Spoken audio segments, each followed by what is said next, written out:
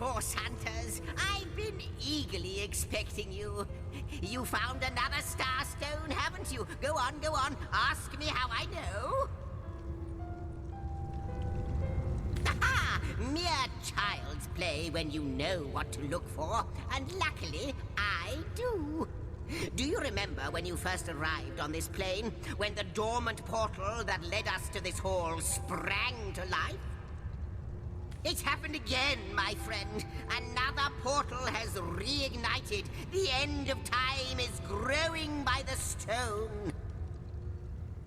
It's all connected somehow. You, this place, the void, the stones. Soon we'll have unraveled the whole truth.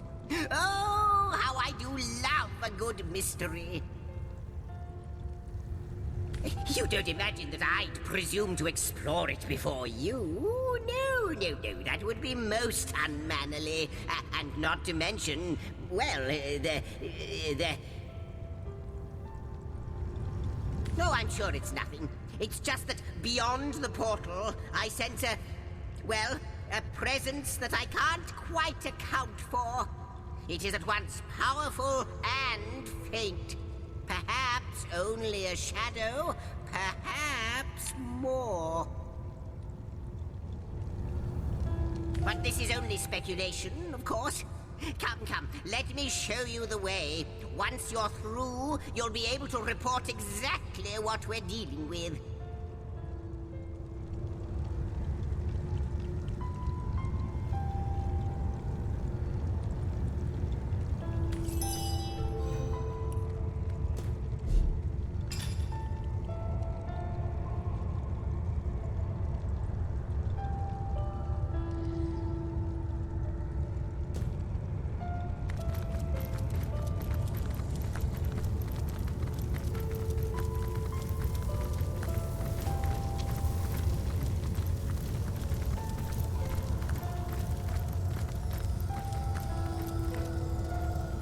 Why, I see Master Zigzags has upgraded from his shabby little hut at the edge of the hour, from the fairy dimension to the, space-time weaver-hunter imp one.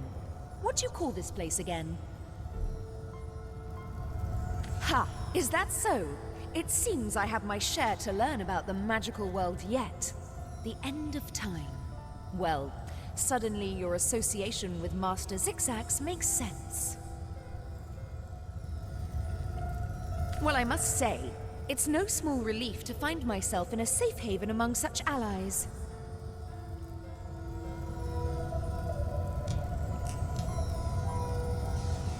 I believe the answer to that begins centuries ago, when your order was still cutting down so-called dark magicians by the dozens.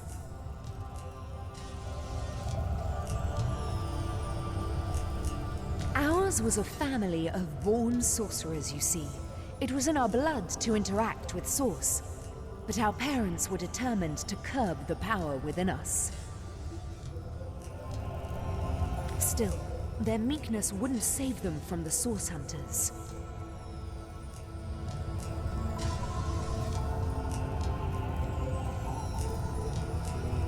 I am, but there is more to our kind than they teach at your academy. Source isn't only blood and madness. It's like lightning, an exquisite current of great power. We sorcerers are like metal steeples. Source is drawn to us and it flows through us.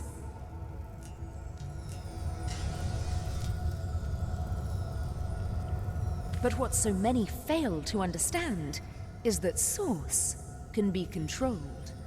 The power-drunk through history have abused it, and all the world's sorcerers have borne terrible consequences. Tell me, Source Hunter, in all your hours studying the arcane arts, did your great masters ever suggest that perhaps not all sorcerers were evil? Did you ever hear, even once, that some of us were weak and gentle, that we could be simple forest folk healing the sick and frozen each winter? No, I doubt also that they'd mention that one day this hunt of yours would birth a broken soul powerful enough to inch all of Rivellon toward oblivion. No. No, that would be going too far, and eschewing my own responsibility. I believe Leandra's long fall down did begin at the hands of some of your own order, but it was I who sparked all of this.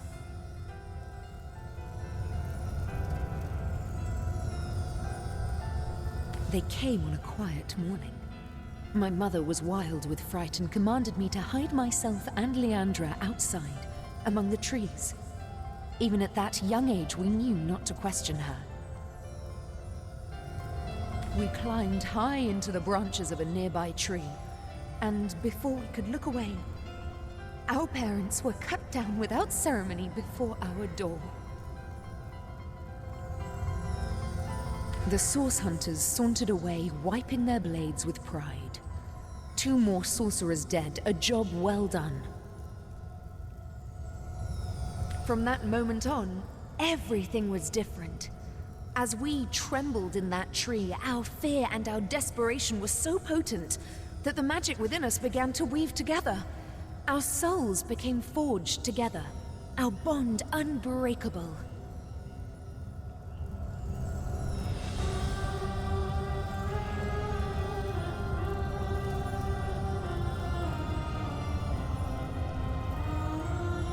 We would survive, thrive even, within those woods, never speaking to outsiders. Our soul forge meant that if one of us were to die, the other would instantly perish too. We kept one another close. Leandra's capacity was enormous. Source didn't frighten her, and she delved into that dark well with terrible regularity. I did my best to guide her, but she fast outgrew my admonitions. My sister and I were mired in a solitary existence, witches among the trees when Zandalor came. Leandra especially couldn't leave him be. He was a feast of information, and she wouldn't rest until she'd absorbed every bit of knowledge he offered. Their days were spent on charms, hexes, and the like. At night, Leandra would wander off to practice what she'd learned, and Zandalor and I would settle into our quiet tasks, side by side. We were a content trio, the 3 of us, but base impulse would undo us. As you know, Leandra and I were soul-forged. This offered us a window into one another's souls. I knew Leandra had developed feelings for Zandalor, and she knew I had too. But it was me to whom he confessed his love. Those quiet evenings together had captured his heart, as they had mine. Her heart broke the moment we announced our new attachment, and I felt the pain of it as sharply as a knife. She fled, without a word, and I didn't see her for 2 terrible years.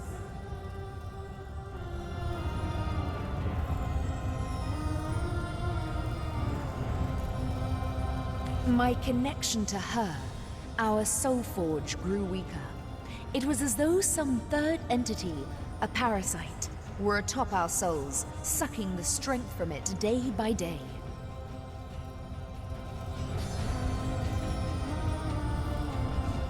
I believe that our soul forge has been damaged. By what? I can only guess. The fraying of the bond between us has left Leandra adrift in a well of sorrow she truly believes will never end. What she needs is a hand, my hand, out of this abyss. If our soul forge is repaired, I am certain she'll cease blazing this path of destruction.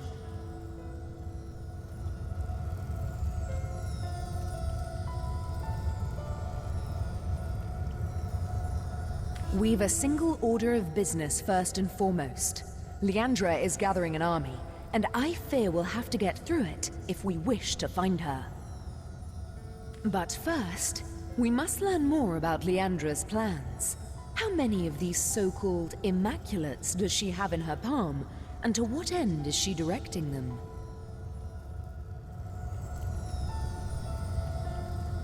Your journey must begin in the Lacula mines, where she has been accumulating materials and manpower for a purpose as yet unknown. The way will be dangerous. Her allies are growing more powerful and numerous by the minute.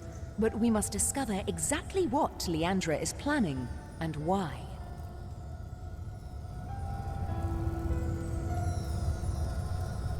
A soul forge comes with its own benefits, Source Hunter. Though our connection has weakened, I still see the occasional vision of Leandra's doings, the pangs of her deepest felt emotions, and flashes of her triumphs.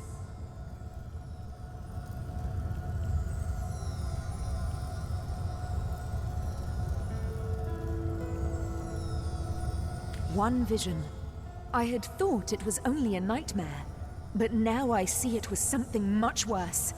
Leandra is collecting materials, precisely what, I cannot say, and is hard at work shaping them into something sinister.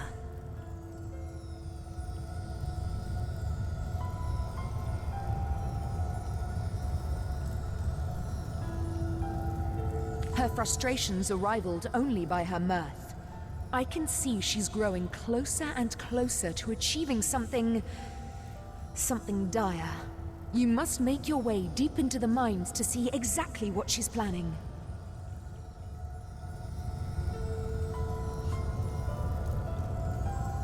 The way may be treacherous, but you must get inside. I fear my sister is doing something dreadful so far from the light of day. I cannot condone the terrible things she's done, but I can seek to understand them. With our soul forge in such tatters, I believe Leandra is adrift in the not at all inconsiderable sorrows of our lives. What's more, I sense a terrible force bearing down upon the bond between us.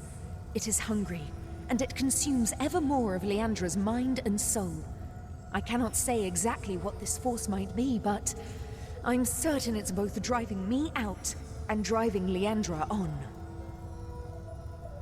If I could only repair the forge, I'm certain she'd put a stop to this madness.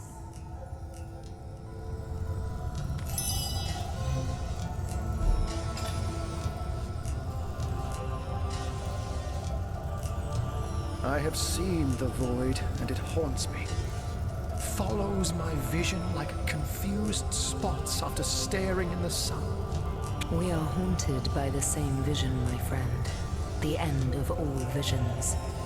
But only in the dark can light be born. Let us cling to that and hope. Source Hunter, welcome, welcome.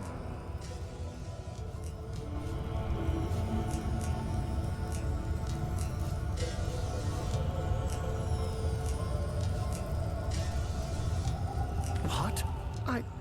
I'd never. If you must know, I was merely checking up on Maxine, the mayor's cat. What a delight she is. The temperament of a tiger, the grace of a leopard, and the manners of a lady all rolled into one. A perfect puss, if ever there was one.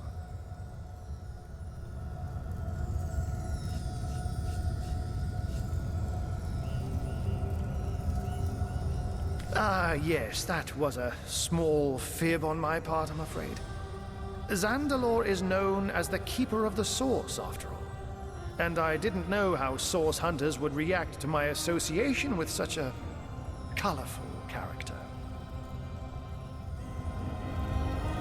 But certainly. What would you like to know?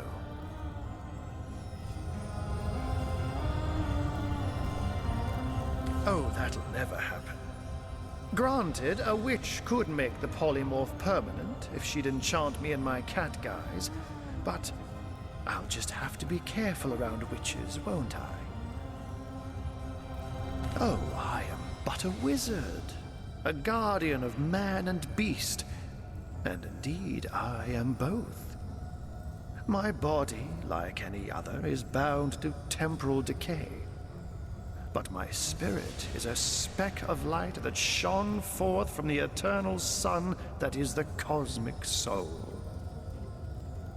My task upon this earth is to protect the heart of nature, the very antithesis of which is the intrigue spun by demons and directors of the dead. Hence my involvement in Scythium.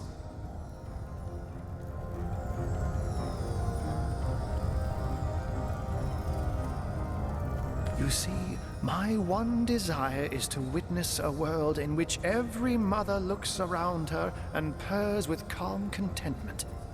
For she knows that her chicks or children, her cubs or calves, will grow up without knowing the meaning of menace, the enfeeblement of fear.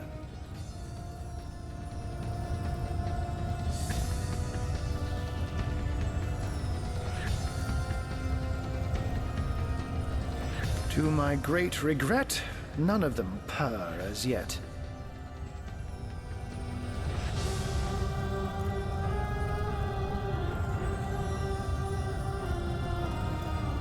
Oh, but that's not a trick. It's a blessing. Or does it surprise you that I enjoy taking a feline guise? Such magic is a gift, Hunter. To tread upon the realm of instinct, even articulate speech, perhaps humanity's greatest asset, cannot give expression to something so inextricably innate.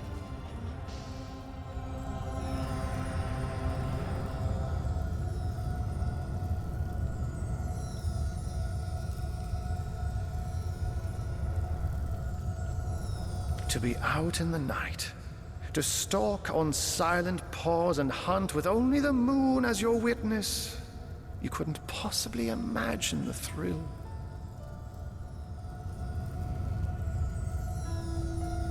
But of course it's handy to speak in more than meows. And I couldn't brew potions or make machines without opposable thumbs, this I freely admit. Let's just say I have found a way to enjoy the best of two worlds.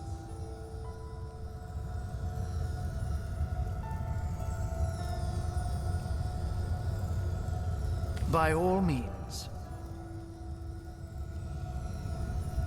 I can't say much more, but that they're madmen, all the more dangerous to us because of their alliance with what should be a natural enemy.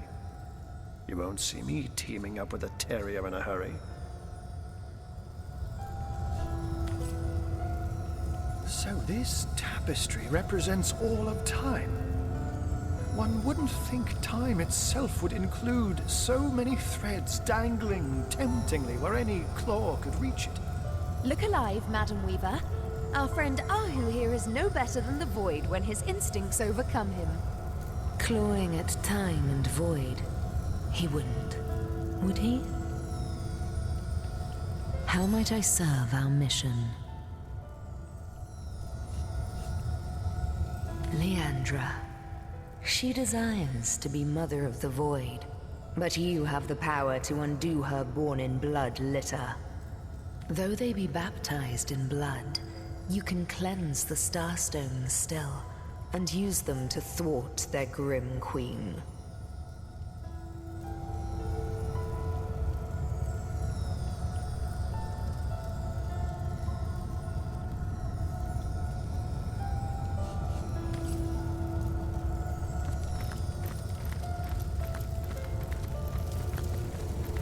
I wonder who awaits you in the next chamber.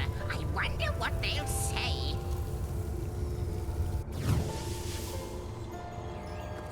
What an impressive room. So it is. A hall fit for kings. Foredua, Leos Ral Edu, Grahime.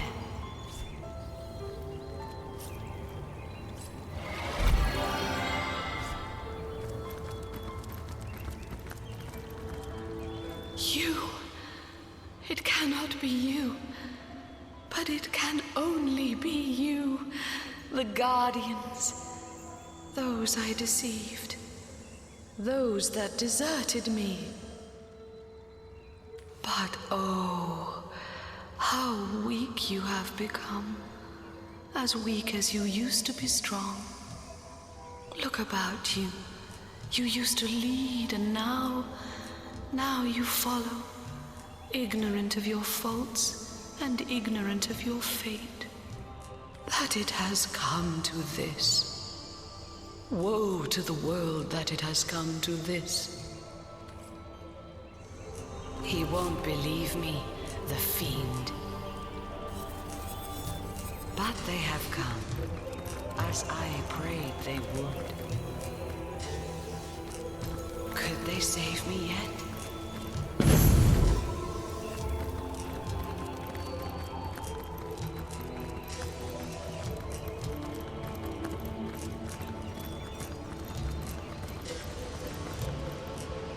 Well, wouldn't you look fine with a strapping warrior at your side? Or is it mages you prefer? An eagle-eyed ranger? A stealthy pickpocket? Take your pick of my swords for hire. Of course, Chief. But maybe you ought to get rid of some of your old ones first. Never does well to sour one batch in sight of the other.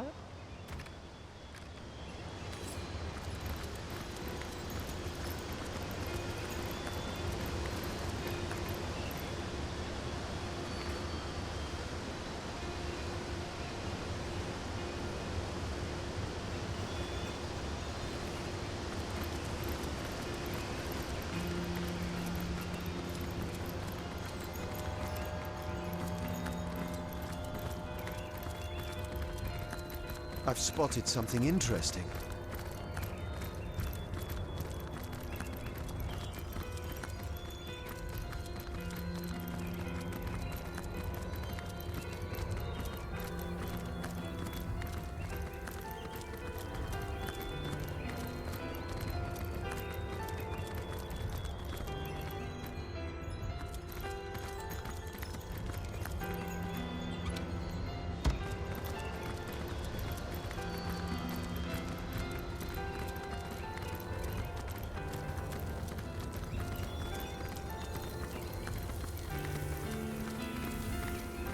Who do you think that creature in there was?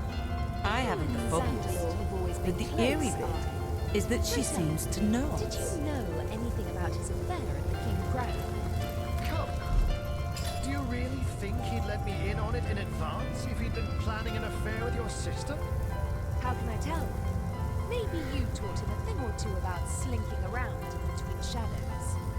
If that were true, he wouldn't have been murdered, resurrected, and pursued by the bringer of the apocalypse. What's the word, Source Hunter?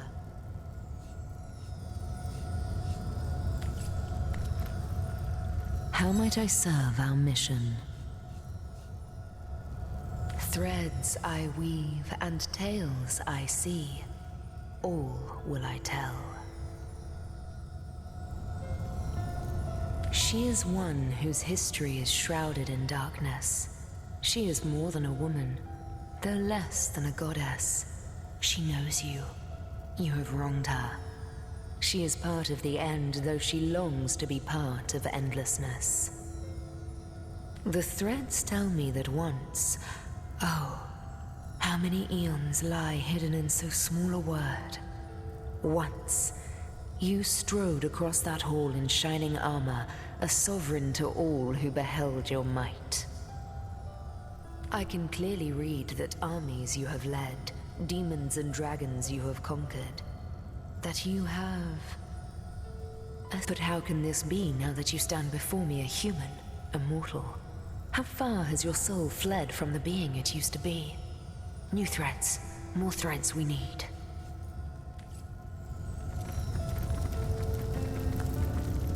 Aha! The Starstone Seekers return. Most fortuitous indeed, for I have been pondering over the nature of our shelter plane like a poet over his muse. For now, I will refrain from entertaining, or, as the case may be, annoying you with hapless conjectures until in the maze that is my mind, I happen to stumble upon a clue more concrete than mere theory.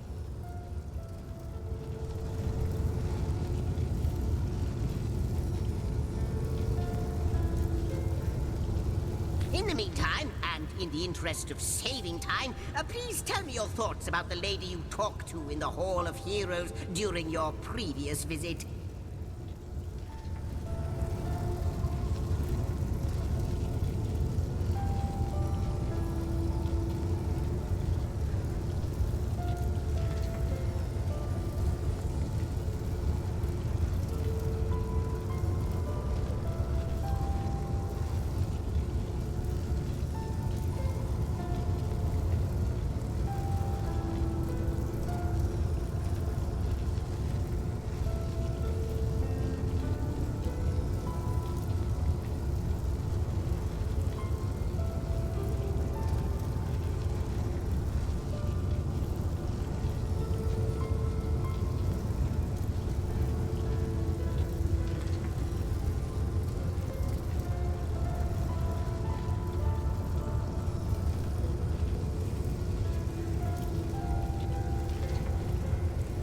Deceive.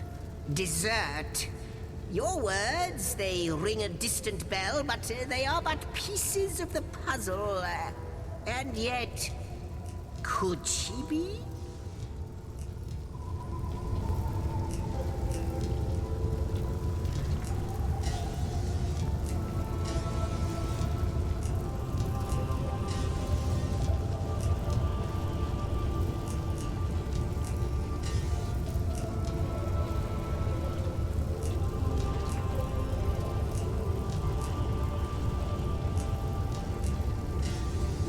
But no, hold your chattering tongue, Zigzags.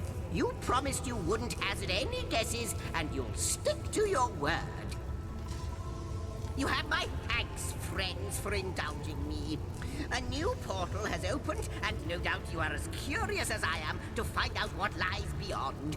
Let's go and take a look. Tell me, old Weaver. This place looks rather cozy, doesn't it? It does. Almost like coming home. By the fangs of the void, it is true. She told me she had seen you. Yet never would I have believed her delusions until here, now. They manifest before me. You have become undeniable. The scurrilous sentinels themselves. It is miraculous, irrefutably so. But oh, how low you have fallen. Look at what you have become. What were stars have become moribund embers. You are to be pitied. That demon. And none too friendly either.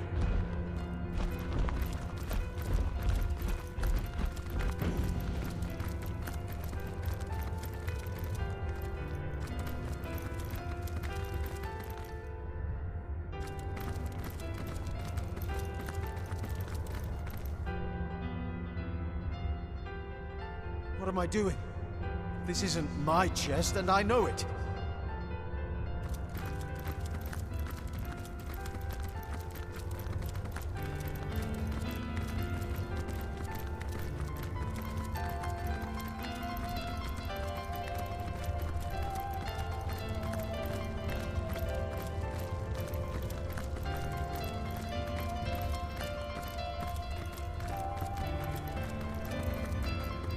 This chest, I know it to be mine. But how?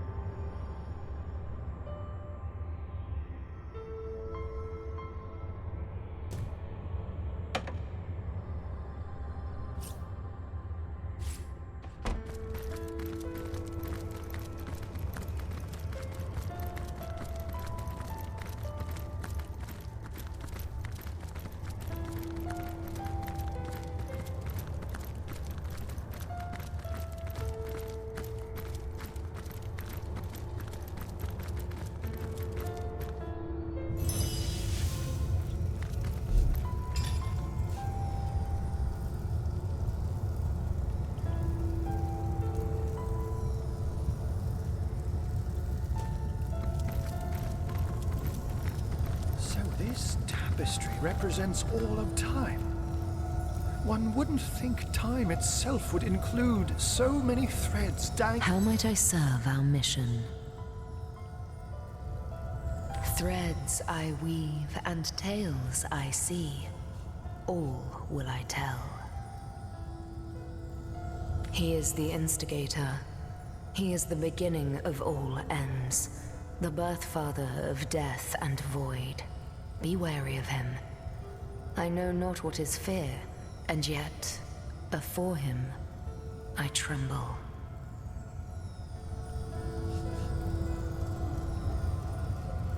Can the answer be anything but you? The threads say that you slept there, you both did, until the vigil of day and vigil of night called you away. Duty. Never did you waver from your duty, never? I cannot be certain. Perhaps, just once, you failed.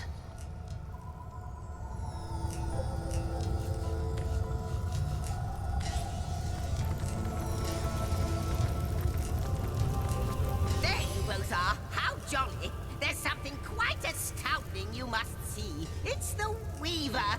Thanks to the Starstone you've collected, she's mended a portion of the tapestry. Look, a new story has been rewoven into time. A new portion of history appears to us for the first time in not even I know how long. Let us look together. Let us see what the Weaver has woven. Long ago, two great generals led mankind in a terrible war. The dreaded Void Dragon threatened all of existence, and man and gods alike joined swords to stop it. The two generals were celebrated as the rulers of all, and even the gods paid them tribute.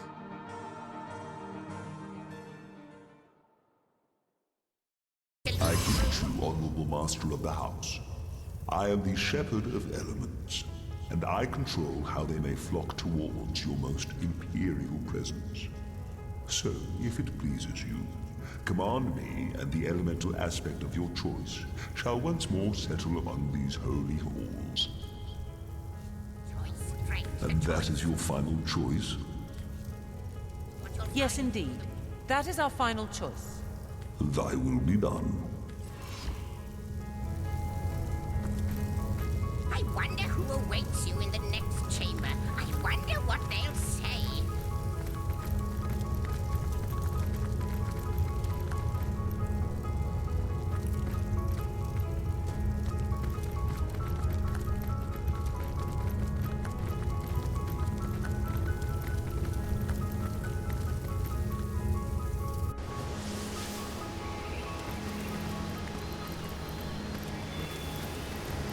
Rocks and forest.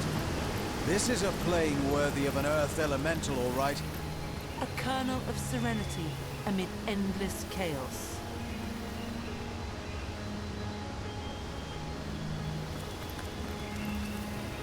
The Guardians mustn't listen to him. His every word is poison, such as no serpent has ever known.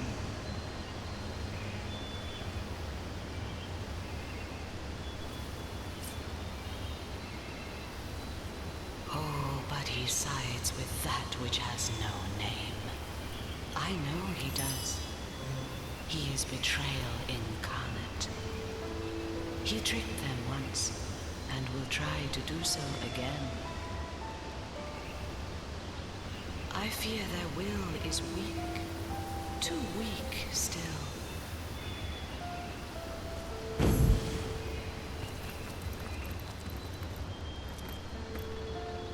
The spirit of Father Nature came to me in a dream last night, and he told me to welcome you.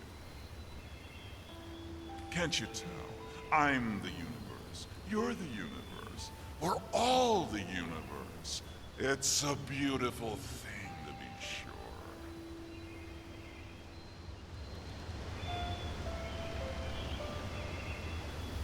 I noticed you were bringing this place in close contact with the spirit of nature, and I thought to myself, that's where I belong. Thanks for putting me up.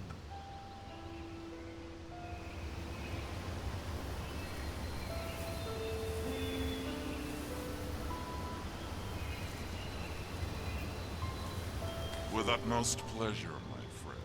The Earth's knowledge is meant to be shared.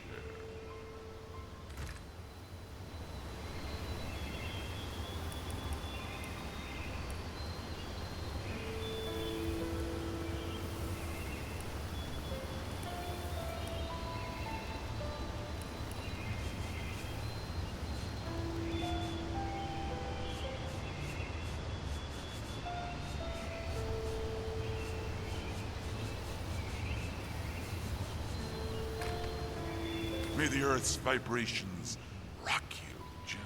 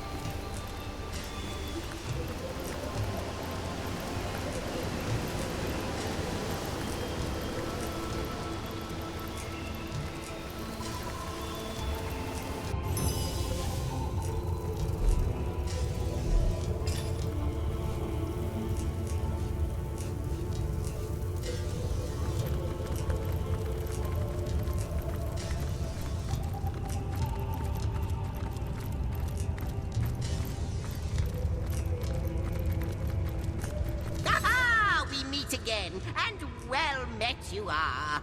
Did you know I've constructed a little theory about you both? Yes, the theory is this. You are not you. Or rather, you are you, but you is not all there is to you. And that goes for both of you. But I see you're staring at me like a cow stuck in an astronomy lesson, so let me start again. I think that you carry two souls inside of you. One that belongs to the mortal human beings that you are now, and one that belongs to certain someones with whom we've both become acquainted. You remember that segment of the tapestry your efforts helped to mend, don't you? The two great generals? How they led the battle against the Void's first attack on Rivellon? It would explain a lot, wouldn't it? Your connection to the Void, your presence here at the end of time. True, the mystery of Starstone remains, but at this rate, we'll have it sorted out in 2 shakes of Ahu's tail. As luck would have it, a new portal awaits. Perhaps answers do as well. So, onward. Well, aren't you going to leap through? Who knows what wonder awaits you? Wonderful. About time you got an education. second soul? Do you think it could be true?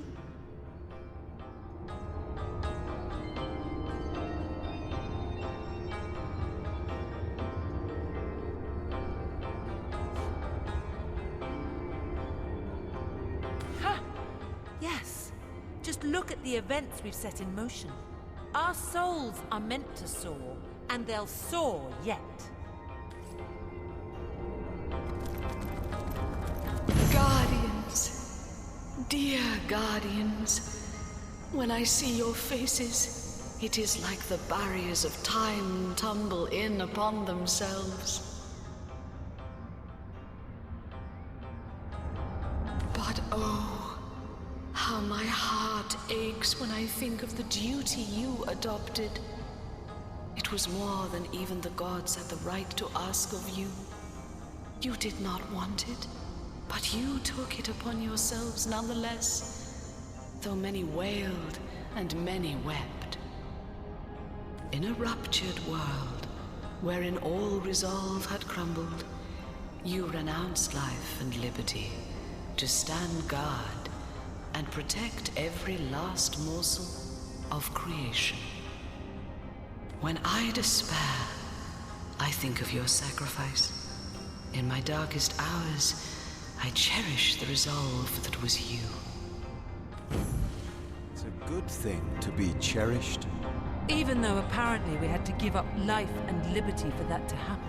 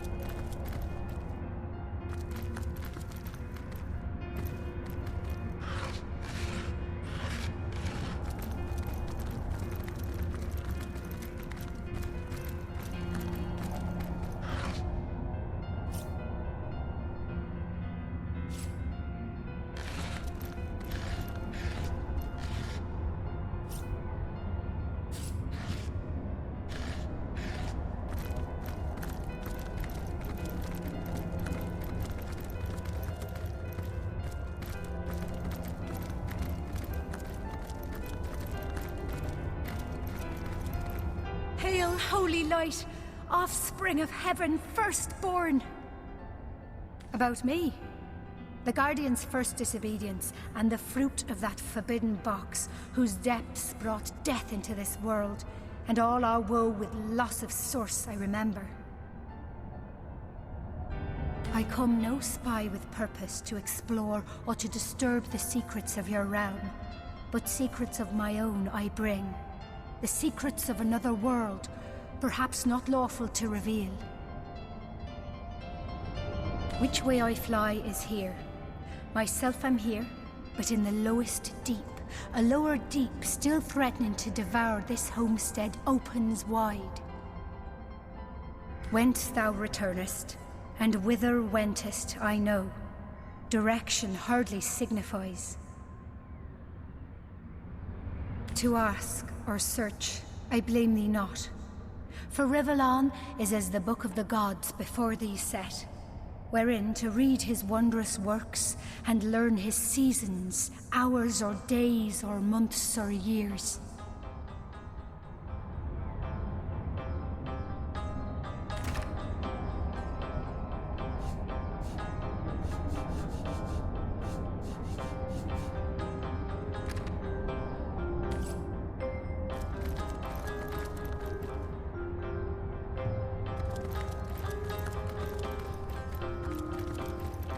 Dancing dugongs, you nearly startled me out of my boots.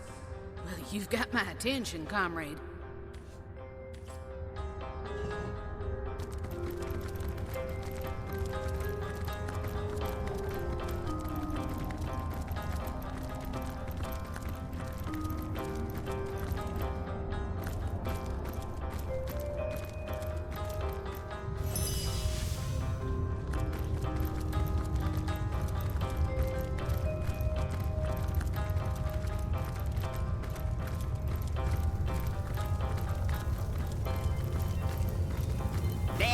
Both are. Marvelous. Your efforts have borne even more fruit. A new piece of the tapestry has been mended. The weaver's been hard at work with the thread Starstone has borne her, and a whole portion of history has been rewoven.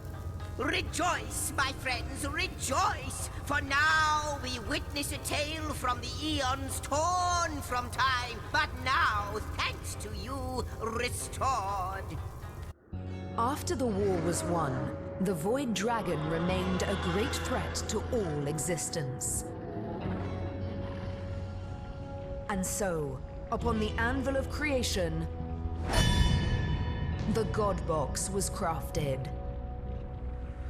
The Void was locked within, but still the question remained: who would guard the box? The two generals offered themselves.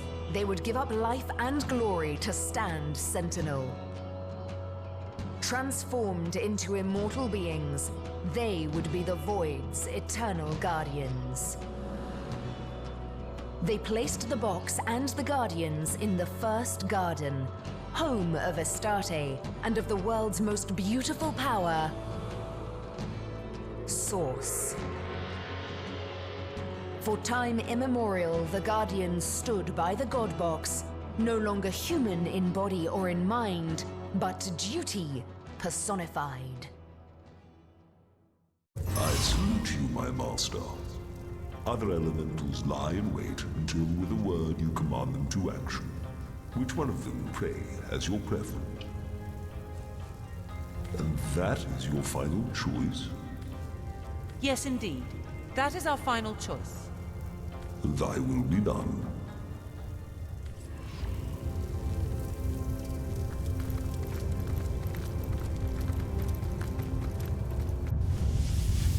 This place is positively brimming with the surge of storm and lightning. As good a place as any for an air elemental to set up shop.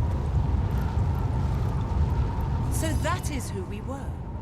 Demigod guardians of the God Box.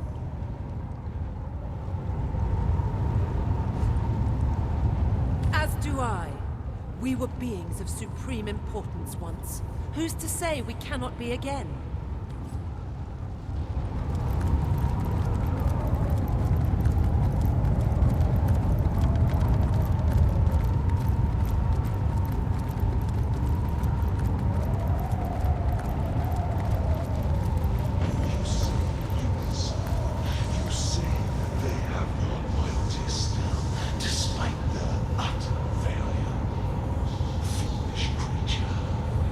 Take your fate to theirs, and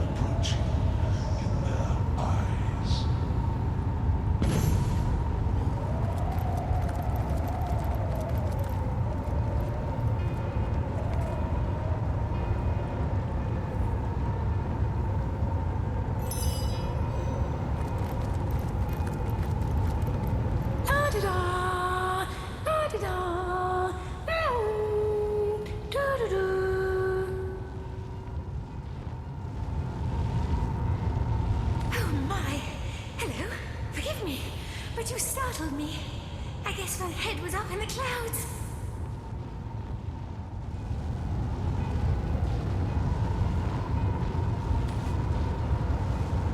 Oh, me? Sorry. I was just thinking about what it would be like if humans ate with their noses instead of their mouths. Anyway, what were you asking? Oh, yes. I saw how breezy and blowy you'd made this place. I thought it'd be the perfect place to clear my head. But not to worry. I'll earn my keep. My stock of air spells will blow your socks off.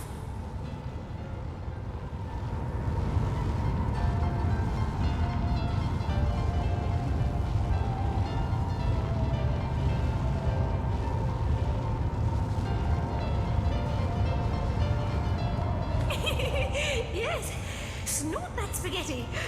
Oh, pardon. Yes, so you'd like to learn to gust with the best of them, would you? Have a look.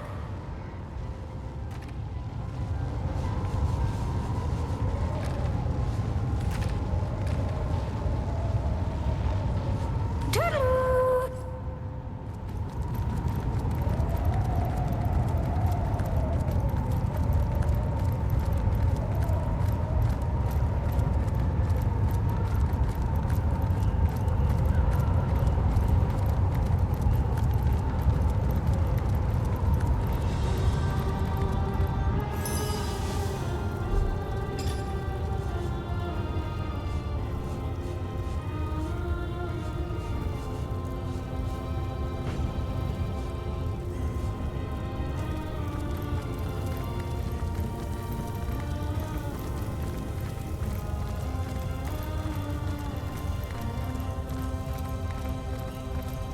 We are haunted by the same vision, my friend.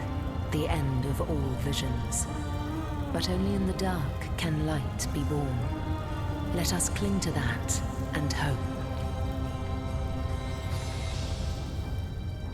There are quite a number of imps here, my most honored guest. Threads I weave and tales I see.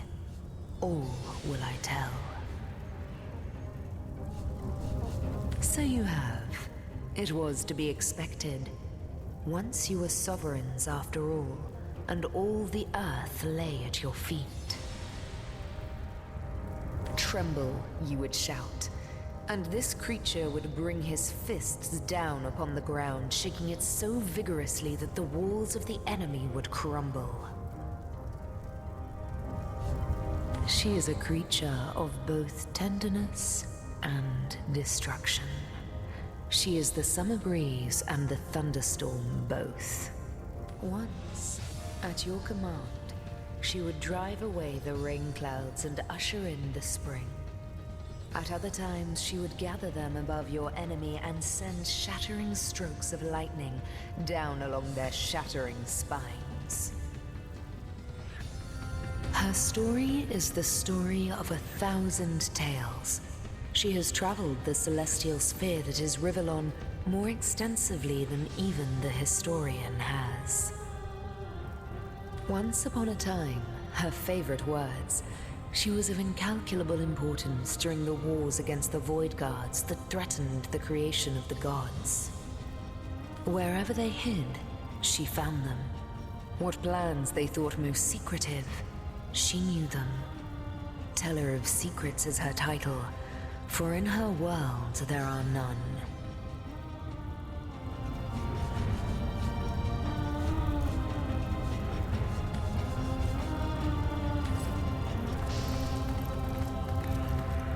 What's the word, Source Hunter?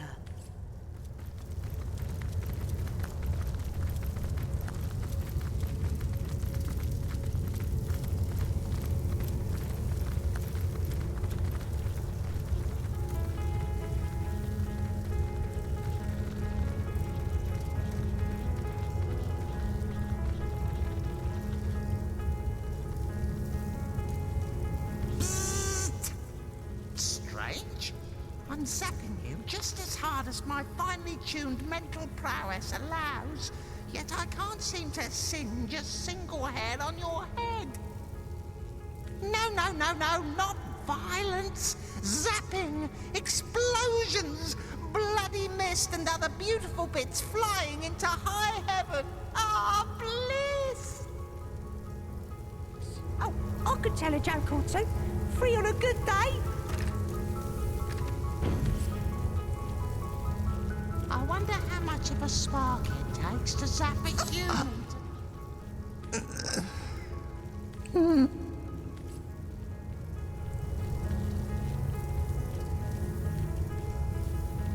No need for shoving now. There's enough of the imp of the year to go around. Every year. They don't call me majestic for nothing, dear. Now, where have I left that bottle? Hello, hello. Yes, please do make yourself at home. This is your home, after all, isn't it?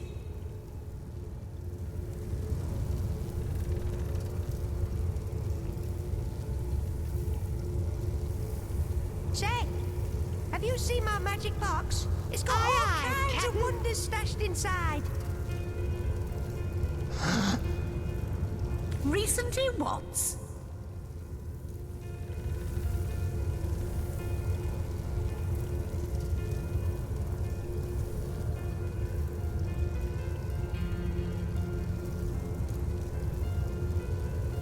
Doom!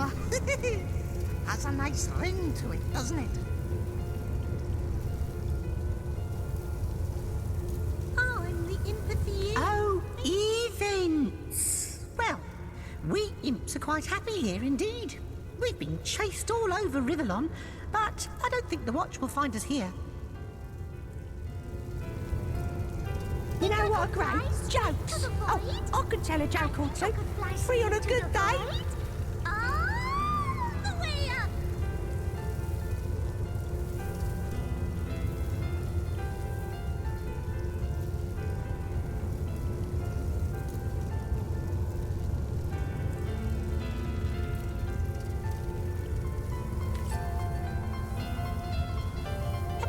Oh my word! Oh my heavens! A source hunter! Careful, I'm losing my breath. Too much air. Oh! Phew! Right you are, of course, source hunter. But I've a propensity for hyperventilation whenever I'm faced with my ultimate heroes. I've heard that without you, all of Riverlon would be flying fast forward towards its doom.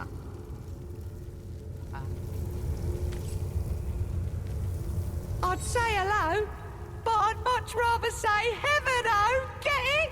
Get it? Yeah, you get it. Wonders stashed inside. I'm the imp of the year. Every year, I said. Listen to this one. What do you call an imp that hasn't got any eyes? An imp.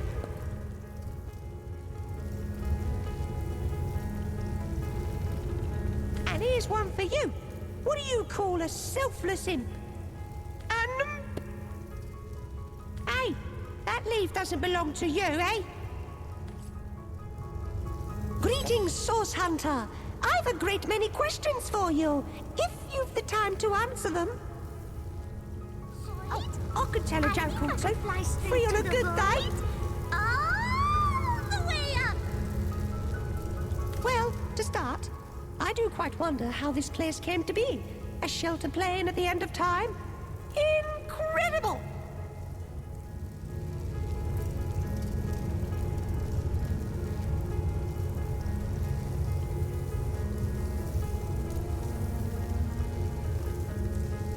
Next, I'm curious if you could tell me the exact weight of your partner.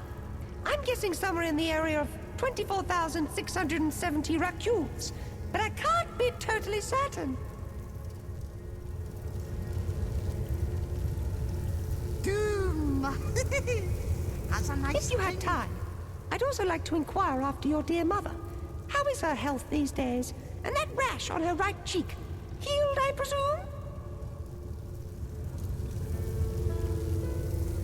And finally, compasses.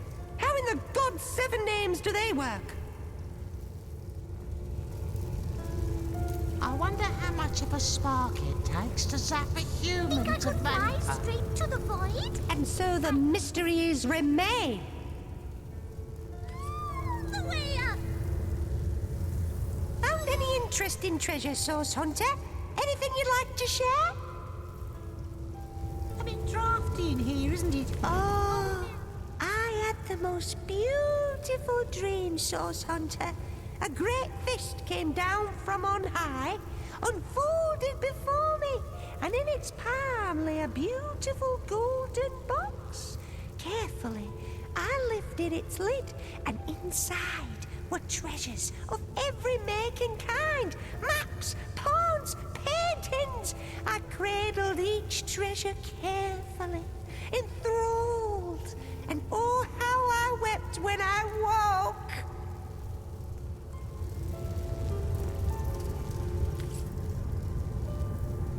Say, have you seen my magic box?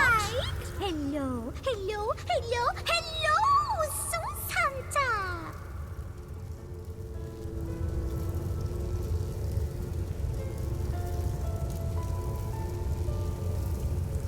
I'll tell you whatever you like, friendo, but it'll cost you. Oh, but when you give me that look, I can't help but offer you my finest deal. My love story for a simple shrunken dwarf's head. How's that for a trade?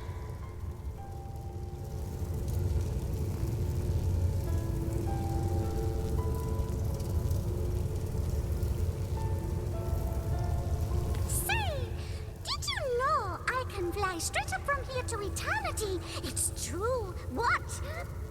See? I was back before your puny human eyes even knew I was gone. Oh, don't go. Please, I'll show you a trick. Look.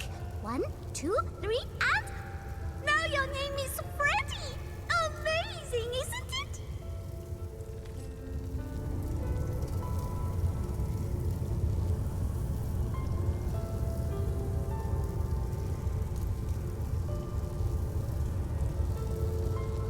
Think I could fly straight to the void? I think I could fly straight to the void. All the way up.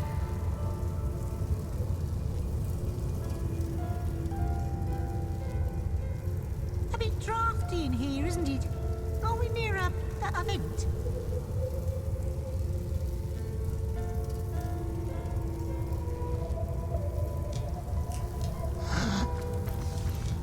I wonder how much of a spark it takes to zap a human to vapor.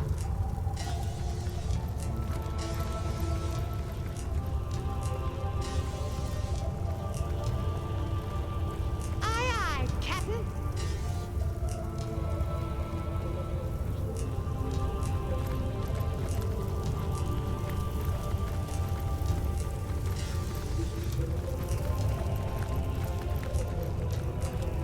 Say, have you seen my magic box? It's got all kinds of wonders stashed inside.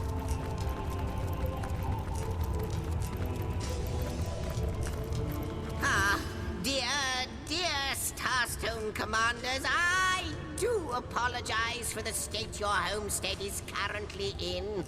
It's like a zoo in here, or worse, an imparium. That's right. These red little blighters appeared as out of nowhere when another one of the portals became active. God 7 or 700. If there's one thing I can't stand, it's imps. It's to zap a Think I could human fly to straight to vapor. the void?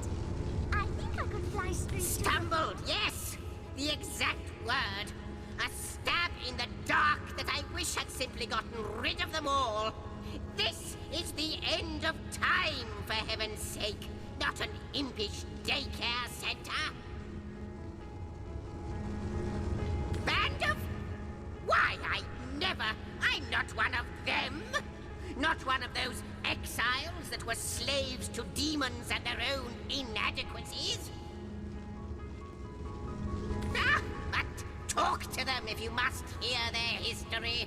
I haven't the stomach for the vagaries of my own species. Have You see my magic box? It's got all kinds of wonders stashed No. inside. What I need is the sound of a symphony, a whiff and a swig of old tasty wine, and above all, a shelter away from imps.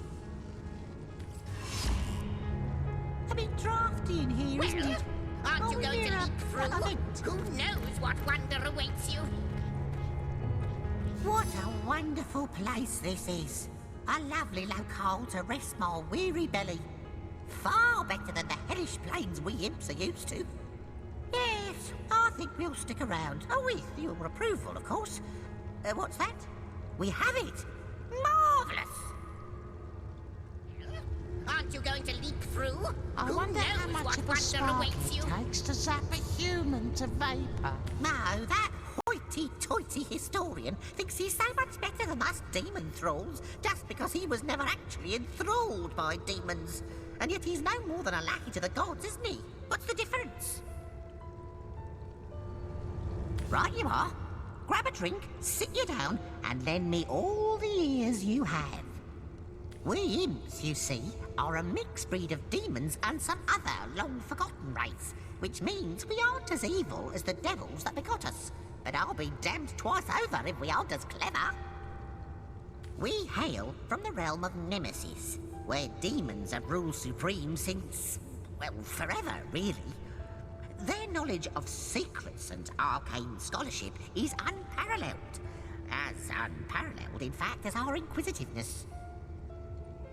So, free on a good day? Well, aren't you Now, going to leap? curiosity may have killed the cat, poor thing, but it enslaved us imps as well. We were blinded by the promises of knowledge the demons dangled in front of our eager faces. Who Yes, well, in hindsight it wasn't, but it seemed like a good idea at the time. Here's what happened. In return for our fair share of demonic knowledge, all of us imps had to sign our names in an indestructible book called the Codex, which was to be considered an oath of servitude, a contract of give and take for mutual benefit, and signed out of free will. Fools that we were, we readily agreed, and thereby signed our way into slavery. For we had to do everything the demons told us to, and they, in turn, shared very little knowledge with us indeed. Quite so. That's because one day, a particularly clever imp amongst us devised an escape plan. If we would be able to steal the Codex and disappear with it, the demons would no longer be able to lay claim on us, for without the proof of the Codex, the contract between us would be broken. One night, as the demons lay sleeping after a most sordid orgy indeed, we stole the Codex and fled from Nemesis through a rift. Ever since then, we've been on the run, for our masters swore they'd return the Codex to Nemesis so they can claim our servitude once more. So all we do is run and hide ad nauseam.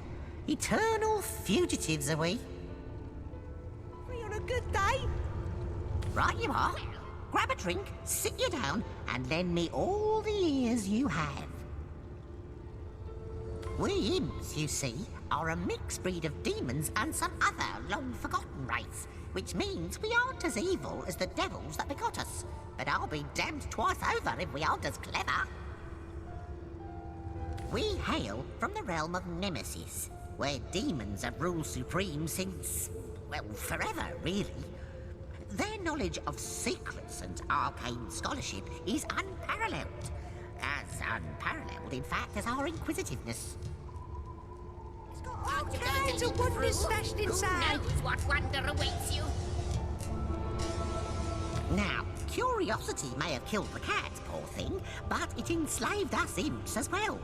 We were blinded by the promises of knowledge the demons dangled in front of our eager faces.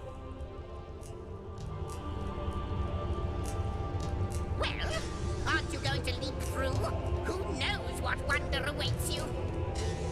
Yes, well, in hindsight it wasn't, but it seemed like a good idea at the time.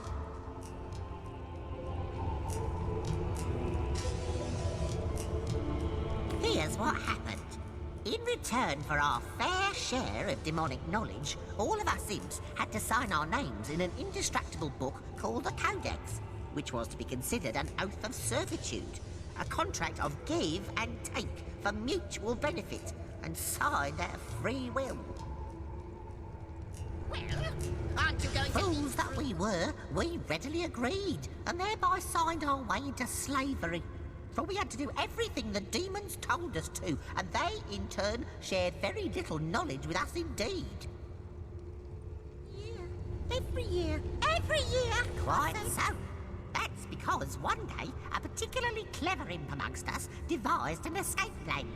If we would be able to steal the Codex and disappear with it, the demons would no longer be able to lay claim on us, for without the proof of the Codex, the contract between us would be broken.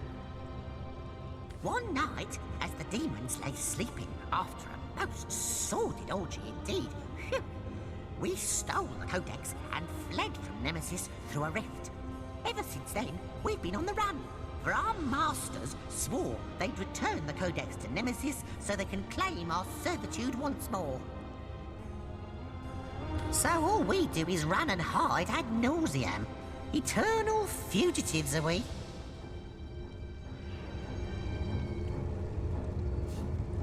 It kind of got lost, to tell you the truth. That's what happens after generations of flight. Things get misplaced. And yet, wherever that bloody book may be, up until now, the demons still haven't found it. So, good news there. Only a matter of time until they do, though. Unless, of course, time ends first. Wouldn't that be a stroke of luck? Right you are. We imps, you see, are we hail. Now, curiosity. Yes, well, in hindsight, here's what happened. In return for our fair share of demonic knowledge, all of us imps had to sign our names in an indestructible... Fools that we were, we readily acquired so. That's because one day, a particularly clever imp amongst us devised an escape plan. One night, so all we do is run and hide ad nauseam. Eternal fugitives are we. A bit drafty in here, isn't it? Are we near a... I wonder who awaits you in the next chamber. I sense an eerie presence here. Yes, like creepy crawlies down the spine. Demons.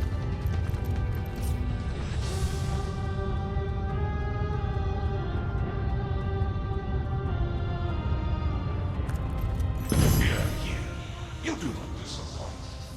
I knew you'd come this way. Room by room, you encroach upon this territory, willfully torn from time. No, you do not disappoint. Something much more harmful still. You excruciate beyond all thinkable bearing. You have our thankfulness, our eternal gratitude, the acknowledgement of the void. So why do you fight us? Why do you stand against the promise of oblivion? Relent, Guardians, relent. You did your duty long, long ago. Do not undo what had to be done. Duty? I wonder what he meant by that. And I wonder why we had the thanks of those that long for the end of time.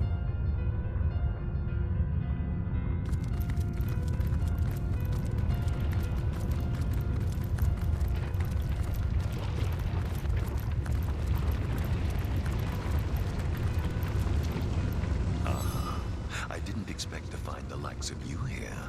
Fallen stars, forgotten angels from on high. How long has it been? An age, an eon. But you've changed quite considerably, I see.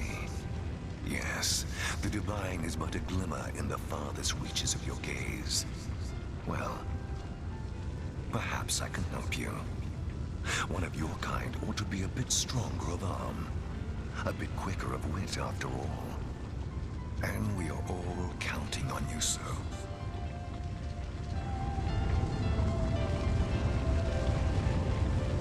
Yourself redone, of course. Your very parts and pieces reorganized into something simply better. My autobiography will hardly serve you. What's far more relevant is what I see in you. Quite crucial, your survival, isn't it? And you do seem such a reasonable sort to boot. There's very little pleasure greater than dealing with a reasonable sort, I find.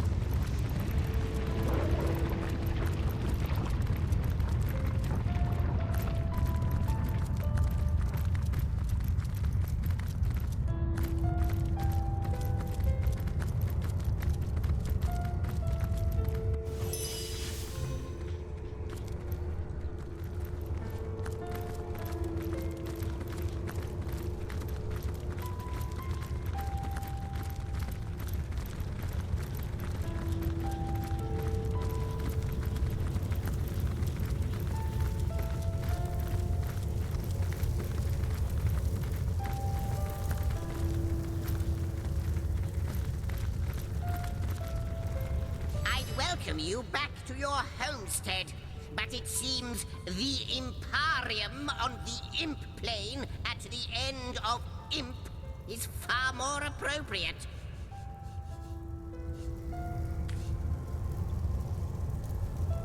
Think I could fly straight to the void? Of all the wicked things, the one substance that can stand in the way of the void, and she's turning it into vessels of blight. You'll have to redouble your efforts, my friend. You'll have to find more starstones before she does and forestall her insidious distortions. Those scallywags! They are diluting starstone with blood magic? Vile fiends! This sect, it must be stopped. Their adulteration of starstone could hamper our efforts to undo the void. You have to trace this sect back to the very pit where it burrows. Bloodstone. The horror. Magic as dark as this. It feeds the void where we seek to starve it. Free on a good Most night? certainly.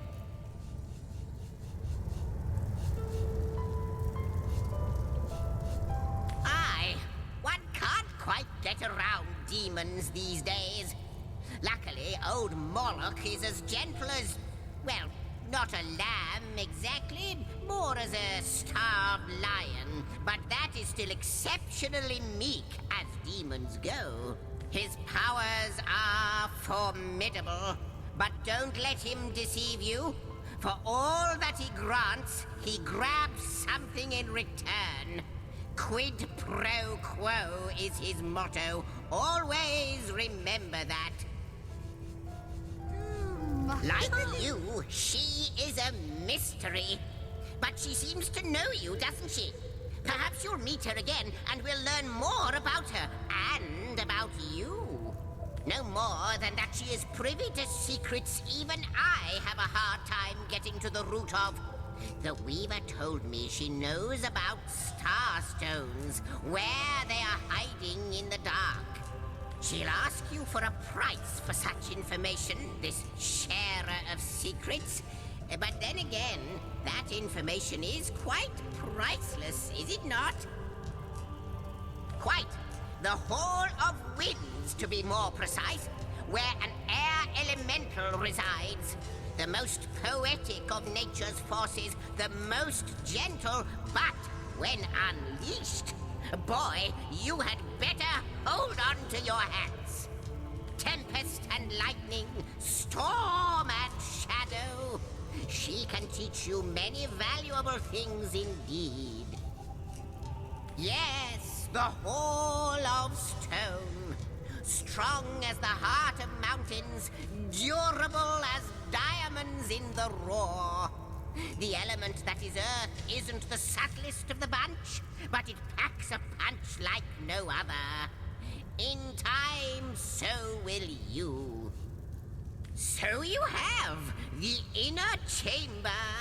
The tapestry has shown me that these were the personal quarters of the gods chosen two. They lived lives of opulent luxury, a well-deserved return for services rendered against the onslaught of demons and dark champions of the void. They are yours now, the chosen two anew. Ah, yes, the Hall of Heroes. Once upon a time, great feasts were held there in honor of heroes graced by the gods themselves. In that room, mortals and immortals dined side by side.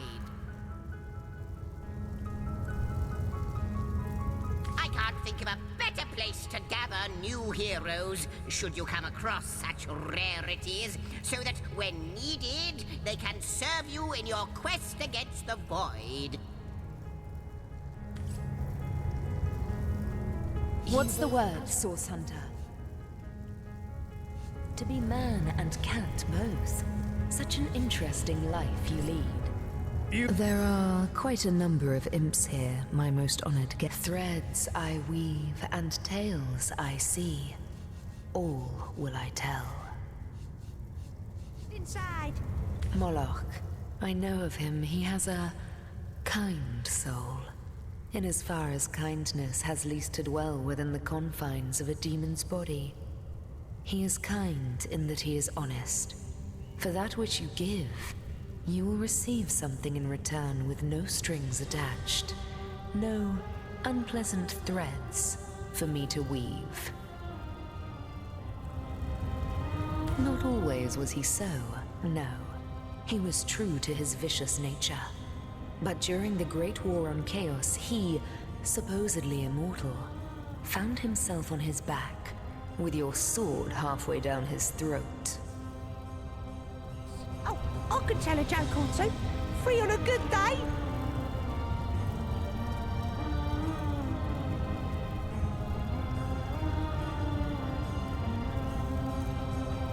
You saw the fear in his eyes, the incomprehensibility of death and defeat, and so you took pity on him.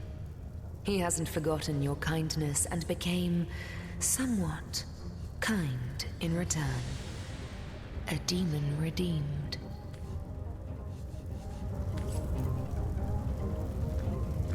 Doom! Has a nice ring to it, doesn't it?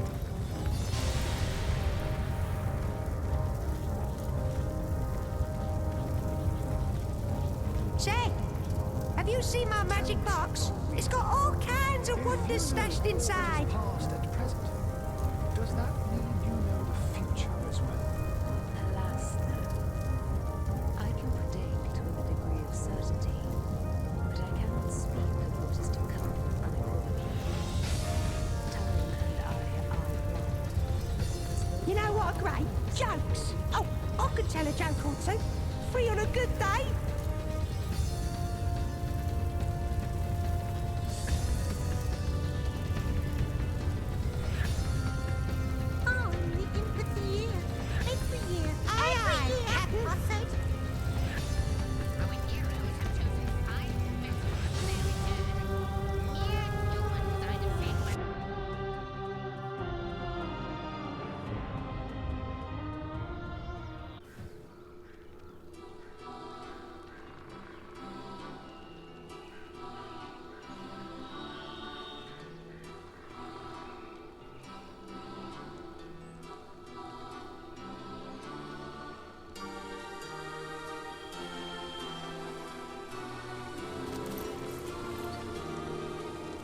Unknown to all time, are you?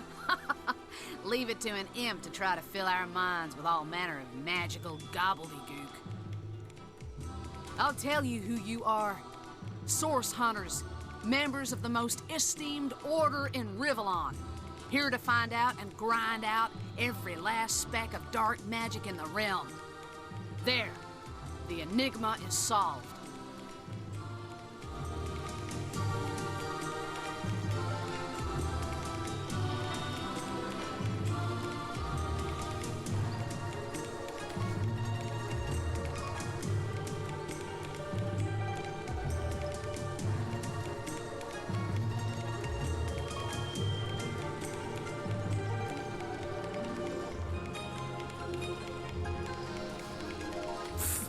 What are you?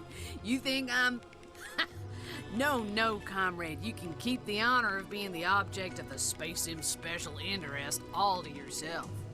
I just hope this fancy of yours doesn't interfere with your real job, or have you forgotten that little detail already? You're a source hunter first, last, and always, comrade.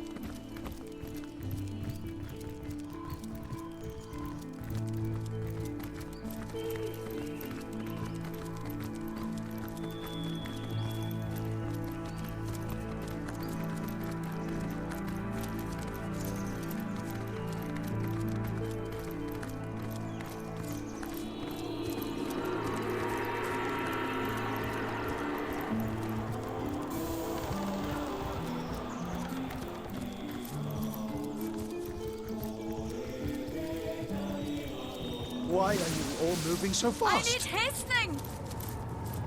My heels are really dragging here.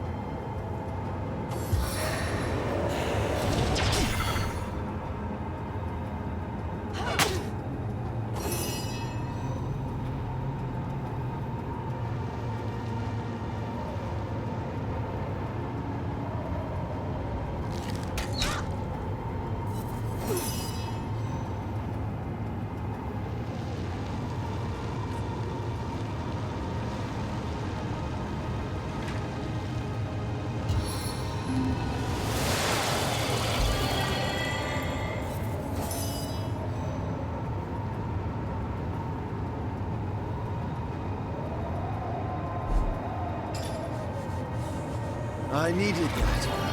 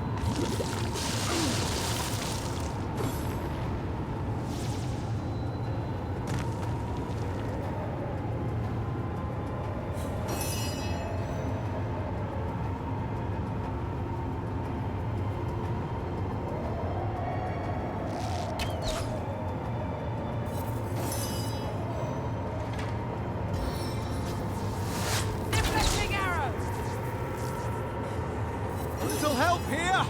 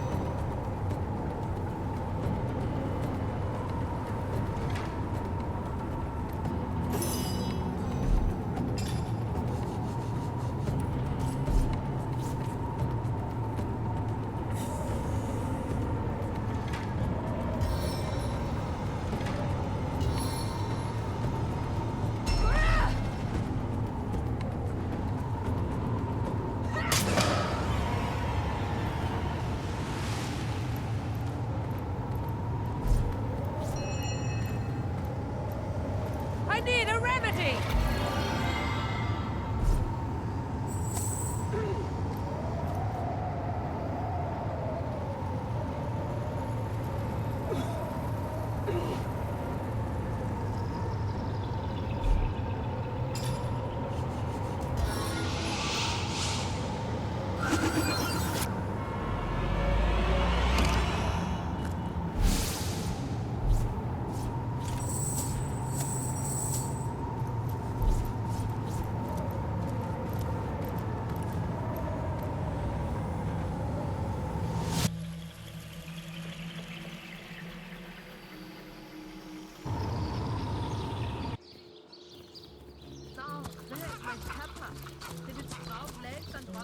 Good luck out there, Hunter.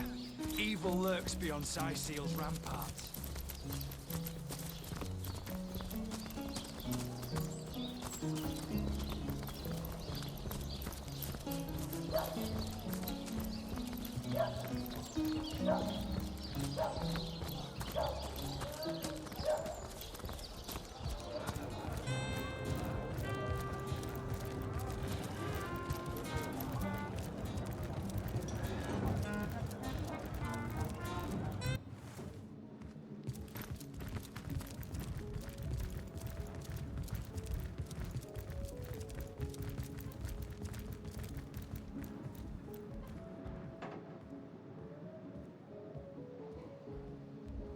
Sweet relief.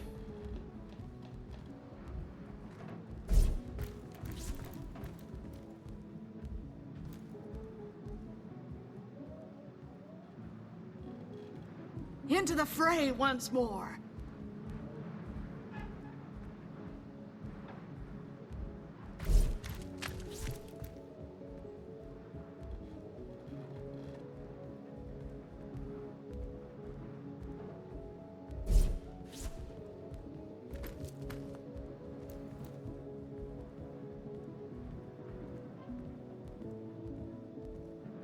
I feel better already.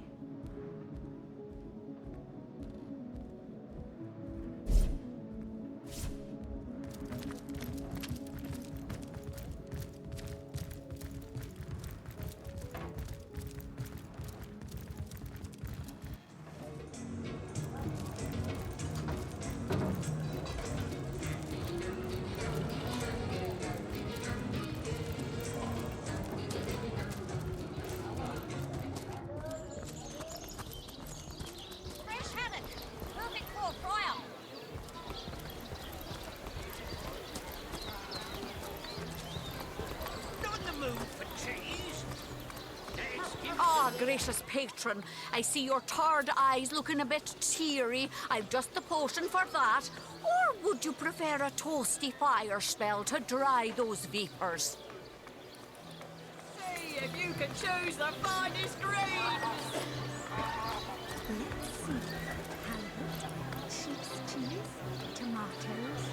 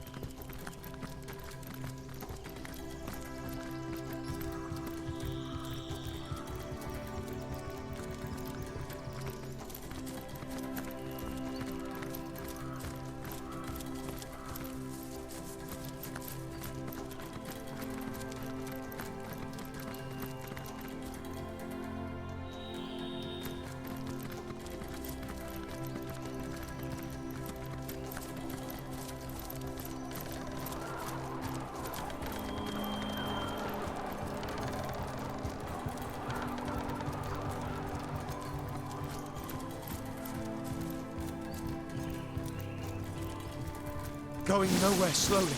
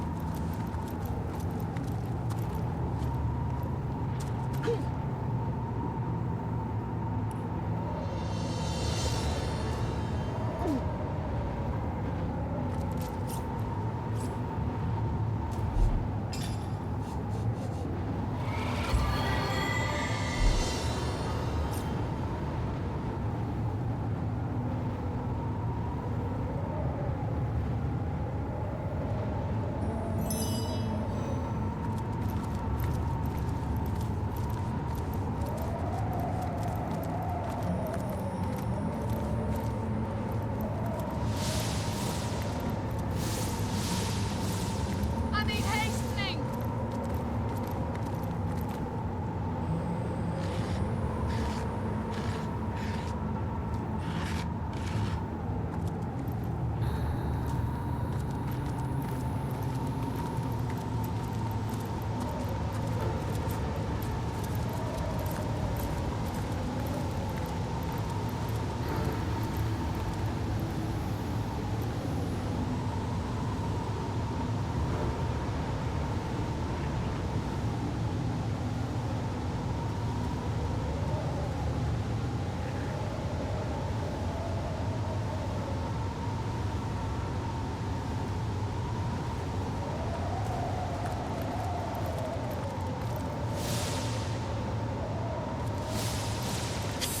Stand back, pigskin.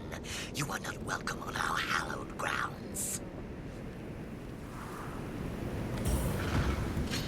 Enough. Go and rest. Yes, so am I. You perceive things clearly, human.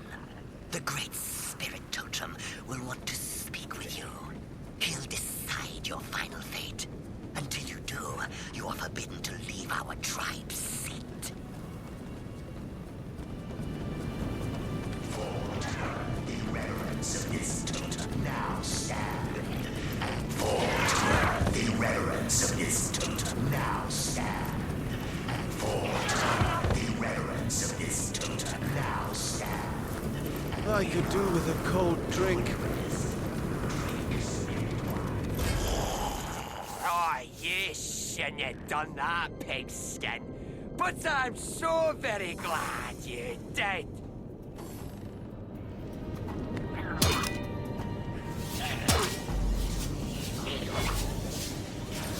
Your totem.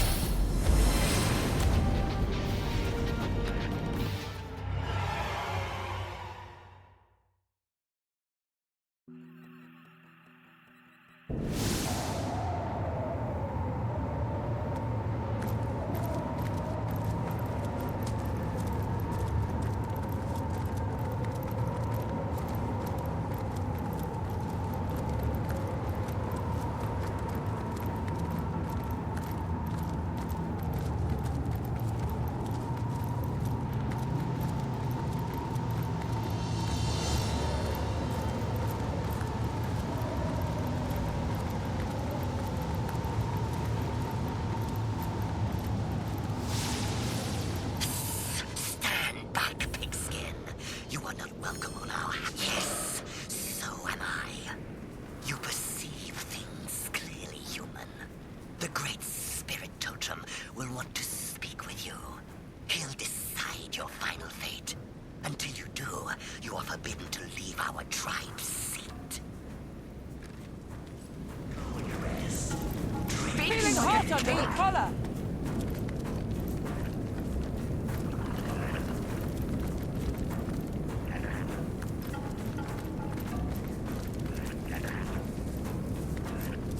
To me, my goblins, gather round your totem.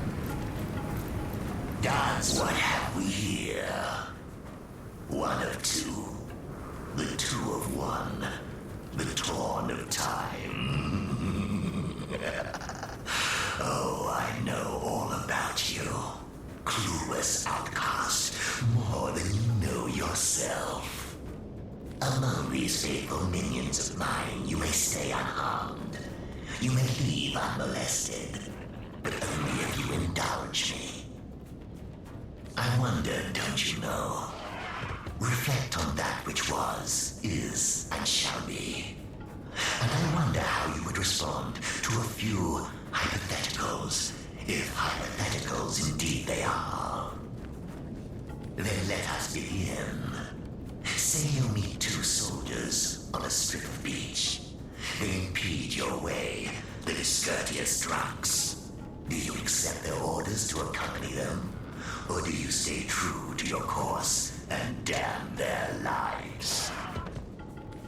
This totem now stand and fall to earth in reverence of this totem. Now stand and fall to earth in reverence of this totem. Now stand and enough.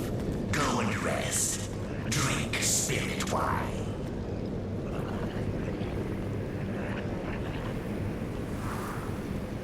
So would I. Now say you meet a starving man. He is eyeing raw fish on a merchant stall as if it were the world's greatest treasure. Do you slap his hand bent on thievery? Or do you close your eyes to his lawless intent? Stand. So would I. And finally, say that you meet a creature in distress. A beast of burden, perhaps. Wounded while protecting his mistress or master when they were assaulted by lonely bandits. Do you go to great lengths to save it, even though it doesn't concern you in the least? Or do you leave it to die and become carrion bird summer? Die for me, my So would God. I. Oh, shameless liar that you are. Your act. Rise, spirit, dead once more, and drink great spirit rum.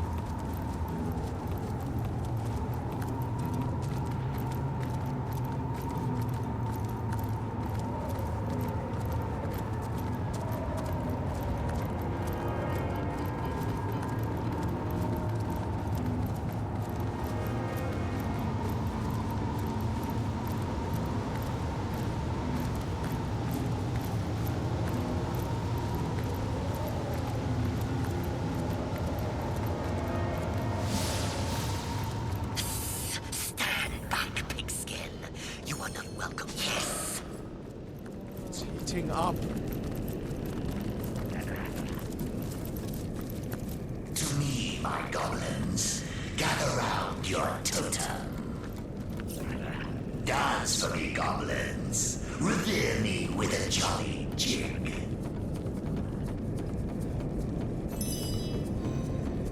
What have we here? One of two. The two of one. The torn of time. Oh, I know all about you. Clueless outcast, more than you know yourself. To me, my goblins, gather round your totem.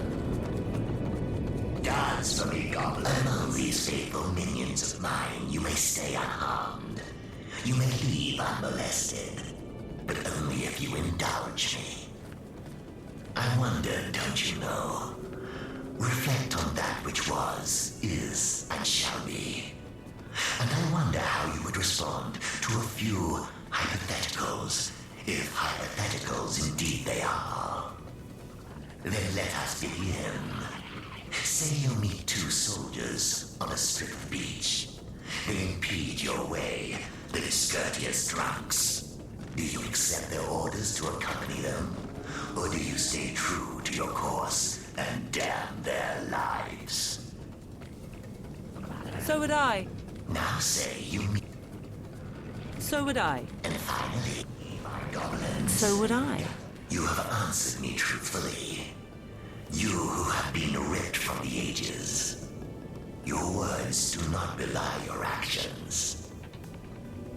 Hear the spirits speak, my goblins. It is not to be speared, this creature. It may freely dwell among your kind. Is he so great just because he speaks through a totem, does he? To me, my goblins, gather round your totem.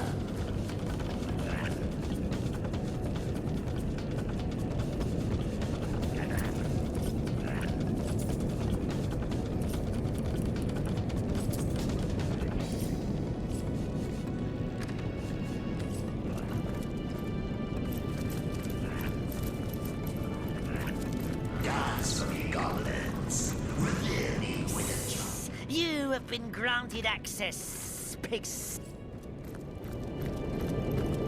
enough. Go with You have been granted access, pigskin. The Titan has seen into your soul and deemed you worthy of our wares. Goblin potions are the finest in the land, you know. I myself use essence of griffin and extract of phoenix.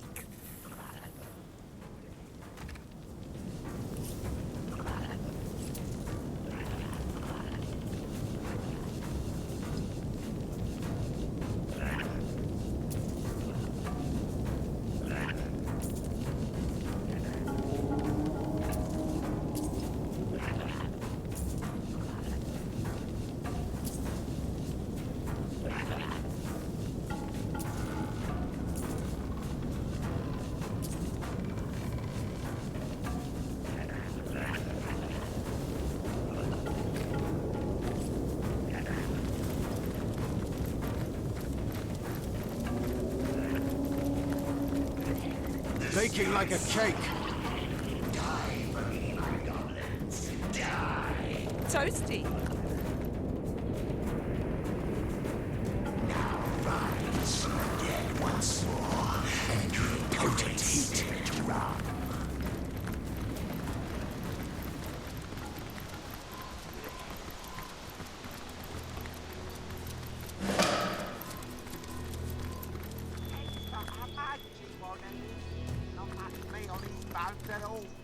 Goblins don't care for skinny. Working can't go wrong. Oh, aye. You'd have to buy myself another human. A cookie. If you want human for cooking, why not use this one? I told you he'd but a mighty one. But a fat one for such a pie. Oh, human haggis.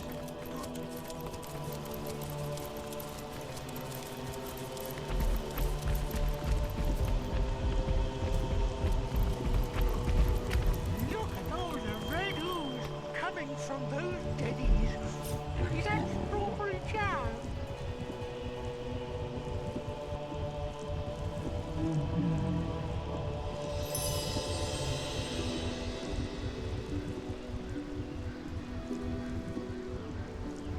Look!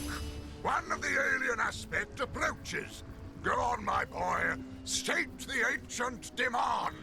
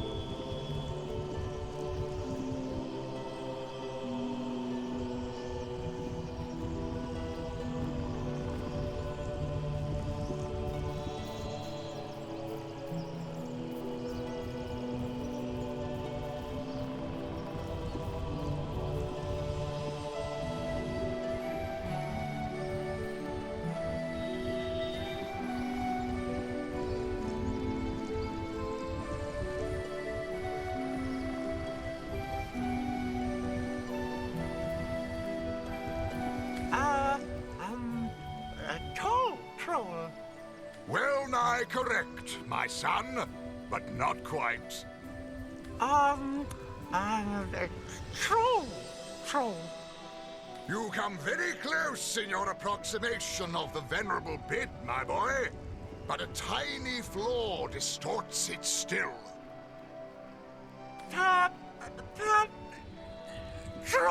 Troll! Capital, my son. Most excellent.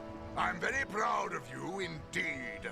Now then, dearest wanderer of Lucula's leaf-strewn lanes, you have heard our inviolable command.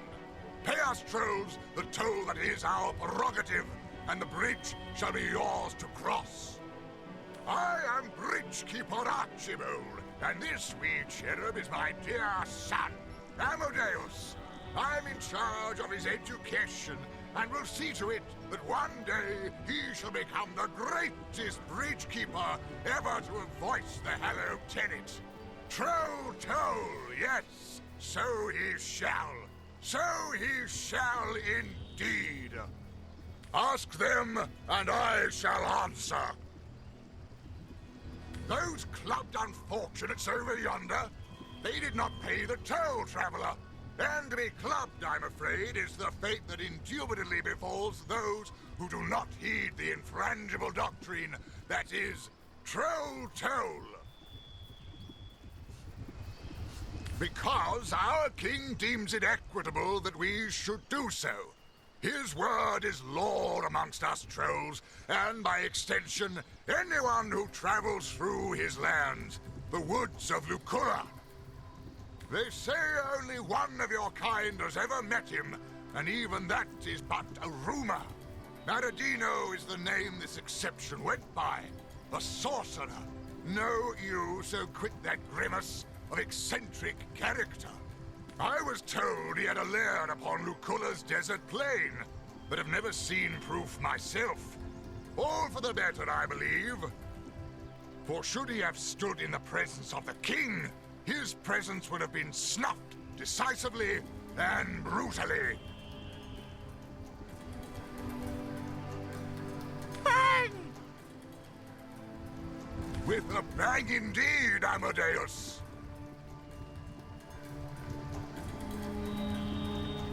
Now then, my boy, please acquaint our aspirant bridge crosser with the quantity of the toll they must pay.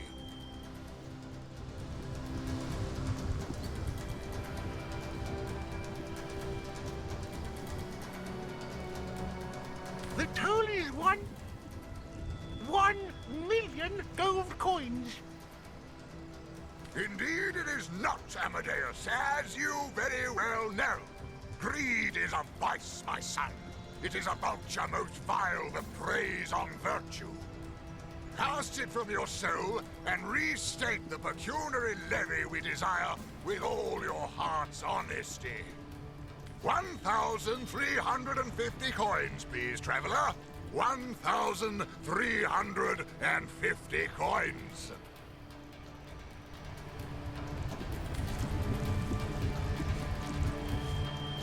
Yes, I suppose you're right. Thank you very much indeed. You have been most courteous and forthcoming. Now then, what do we say, my boy, to the kind traveler who has sufficiently disbursed us? We say thank you. So, thank you, traveler. But, Daddy, this is such a bore. I want to club some more. Amadeus! Such a bore I want to club some more? Have you been talking to that ne'er-do-well of a Belagard again? Please do forgive him, Wanderer. I shall have a sound word with this wee rapscallion indeed. In the meantime, do feel free to cross the bridge. A troll's thank you have wholeheartedly.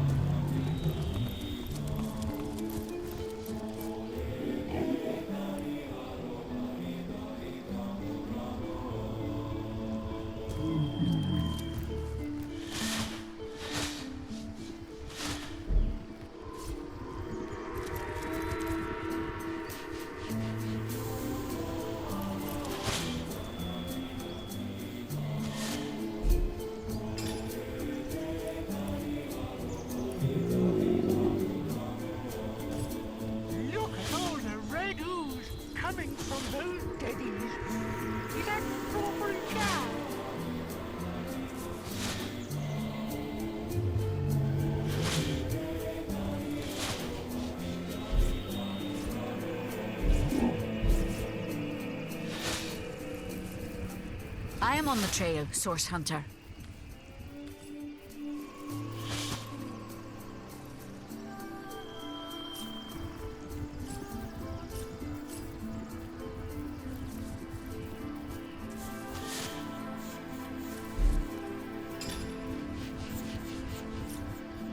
Look, Daddy, butterfly. They must taste great on bread.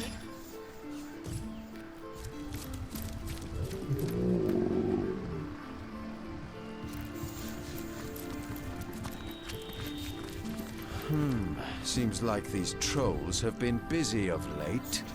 They must be powerful indeed to overcome so many. Orcs and humans both.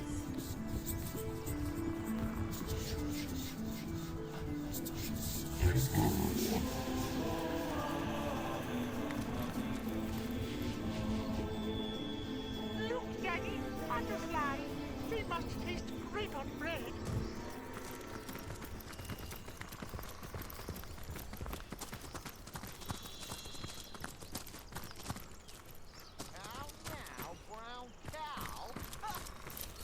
Would have been in stitches had he heard that.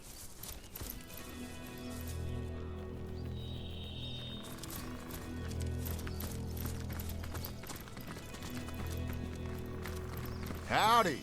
Lovely day for a romp through the forest, ain't it?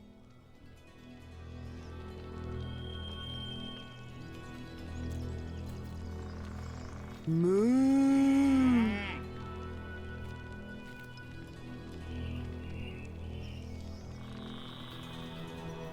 Ha! Like hell. Goblins round here swarm as thick as flies round my cattle's asses. Put an axe in my bodyguard's face, one of them did. Right where his big drunken nose used to be.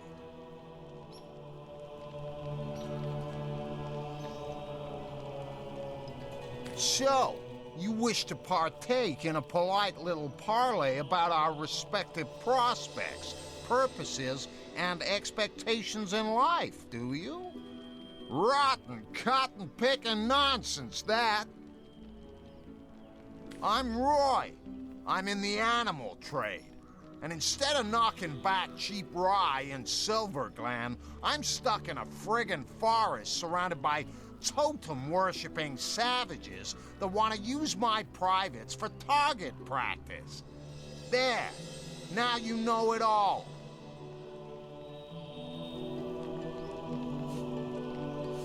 Aye, my latest set of merchandise. Joy to herd 'em, that lot, until they crap all over your shoes, that is. Won't cost me fortunes on bootblack's wages much longer, though. Bought 'em for cheap from Berkshire back in the city, and I'm about to sell 'em dearly indeed in sacred stone. Full of lunatics, that place, or so I've been told. They'll slice these beasts from ear to ear the moment they can get their hands on them. Use the blood in rituals or some such. Lunatics, right? Madman. Must you? Donnie. Bah, some thug from Seal he was. All balls, no brains, you know. Perfect set of qualities to lead me past them zombies, I figured.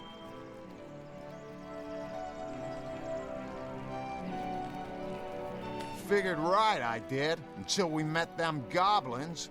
Now, you can have balls bigger than that bull over there, but it takes a fair bit of wit and cunning to beat a goblin at the hunting game. And Donnie, I tell you, the simple soul would have believed you if you told him eggs grow on eggplants. Not but your typical mining settlement is Silverglen. You know the kind. Rough and tumble shacks, rough and tumble workfolk, and a handful of women that let their petticoats drop to the floor the moment they see a shiny coin between your fingers. No kidding. Ferocious as a hungry mountain lion, that lot, with swords and spears for talons. Donnie and I must have adventured too far north. I'm just gonna hang low until I can no longer smell him, and then I'll make a dash for it. Without an escort this time. Oh, You'll provide protection, will ya? Be my paladin, my knight in shining armor. Like hell you will. You with your fancy weapons and armor, you rattle like a gypsy's wagon. Every damn goblin between here and the friggin' moon'll hear us coming. No, I'll get out of here soon enough by my god's damn self.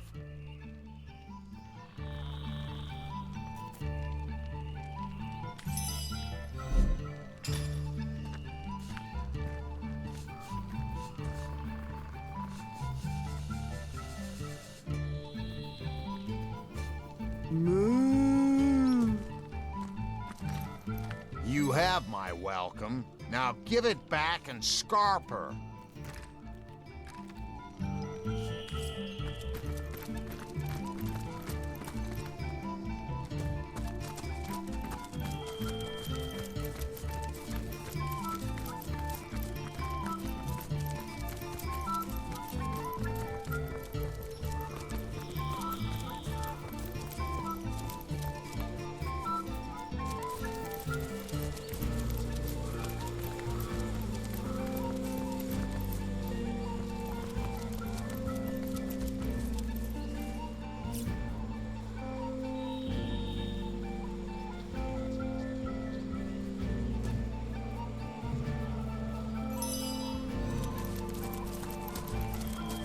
Now, Brachus Rex, that most terrible of kings, that most evil of wicked worms, defiler of lands, destroyer of cities and dreams, finally defeated by the noble source hunters and cast down to rot. But would you have guessed he was once a wee tot, apple-cheeked and darling, and that he loved his twin sister as the moon does the sun? They were Do you hear it, friend? The forest music hums, buzzes, falls and rises like waves, like starlight through the atmosphere. Imagination, friend. It's imagination that transforms this music into the surreal. Perhaps my music can help you unlock your dreams. Perhaps one of my compositions could add some modicum of joy to your life. I'd be so happy to share this gift with you. If it please you, select something from my catalogue. Soon oh, however did you know? This piece makes my spirit soar as high as the gods. Let's have a listen, shall we? Souls separated, a wrenching of ether greater in pain than that of flesh. Having thus discarded his sister, Brachus the babe choked and died. Brachus Rex was born, and Rivellon suffered. Quickly, before my audience disperses, I can't seem to convince Mrs. Hollingsworth there to choose a tale. Would you mind doing us all the honor? I'd be harrowed to sing to you of Brachus Rex, the last Source King. Delighted to sing of Astarte, the fallen goddess of the Source. Terrified to tell you of Babe Oape, the Hag of Death. Ah, and so sing I shall, Source Hunter. But I warn you, the legend of the king is less story than history. And as realities tend to be, this tale is far more fantastic than fiction. Brachus Rex. Potent heat. A storyteller. I wonder if he knows the ending to the legend. Oh, very sorry. I shouldn't laugh. It's just next God's Day is going to be very eventful for the likes of you. And cast down to rot. But would you have guessed he was And I had once like the voices in my head to quit their mewling, but they insist to me as I'll insist to you. Money talks. 6 secrets I may have for you, Source Hunter. Granted, you can pay the price. Desired to live in a world which the other had flown. Yes, That Brachus depends. How much have you got? Choose carefully, Source Hunter, for I can only consult the heavens for you a single time. One mustn't become too greedy regarding fate. No. A glut of foresight can drive one rather batty indeed. Down the source cave. If you meet any wanderers, send them our way, won't you? My priceless collection of life ceramic infants won't grow itself, you know. Soon he had outgrown her. Think she sees the future, does she? Ha! Think she'll see it coming if I slap her upside her empty head? Ha! Ha! Your temper is so like mother's, Madora. I sometimes feel she is here with us.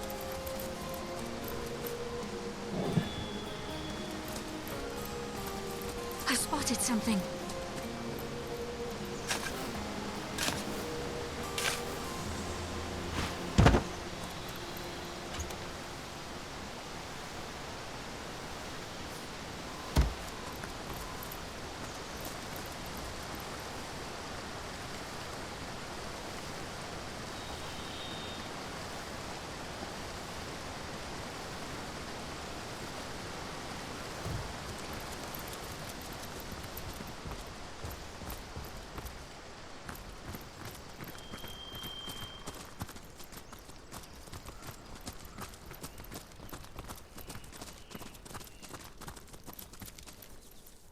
Why are you all moving so fast?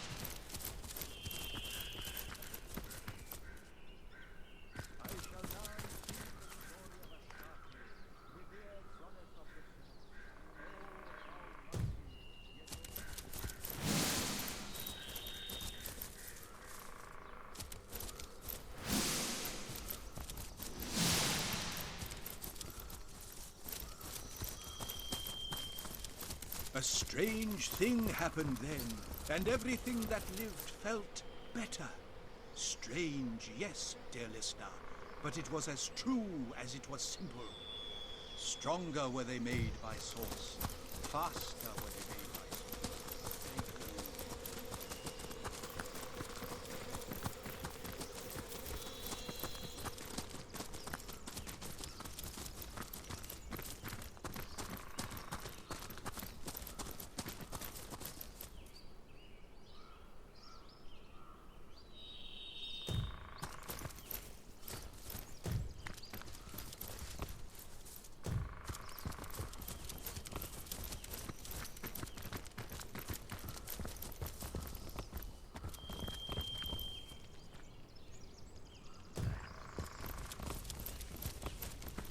It's heating up.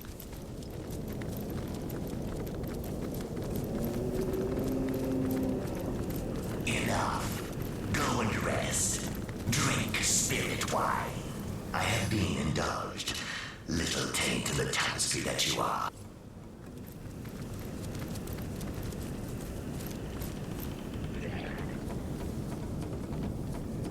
To me, my goblins, gather round your totem. The spirits summon. Die for me, my goblins. Die!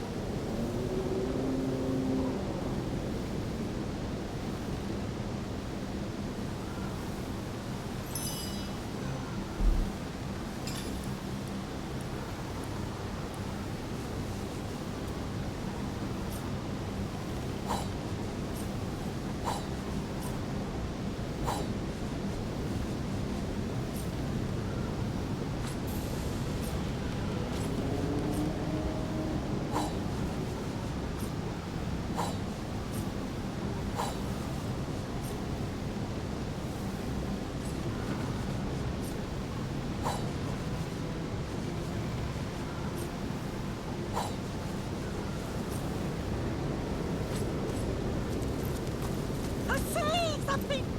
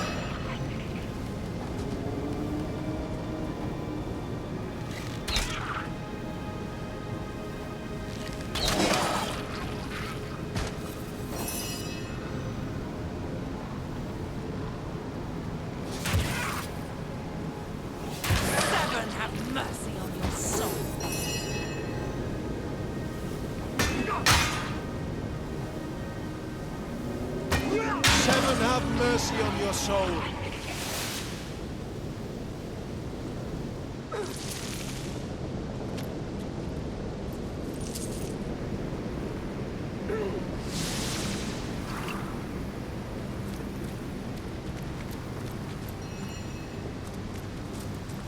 Baking like a cake.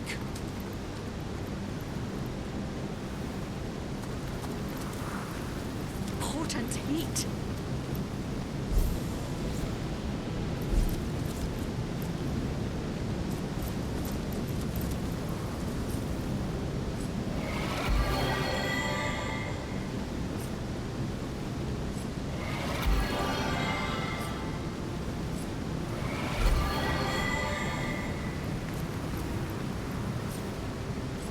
A stitch in time, eh, my friends?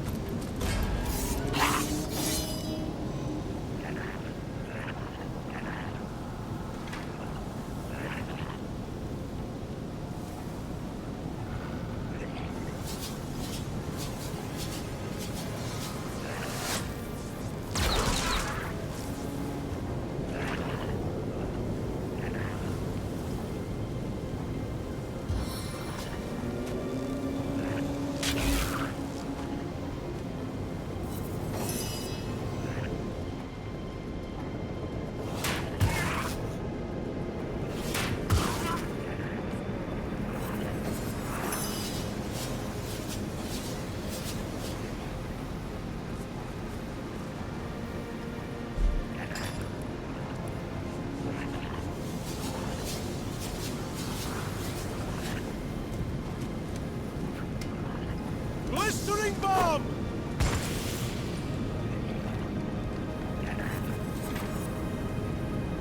On guard!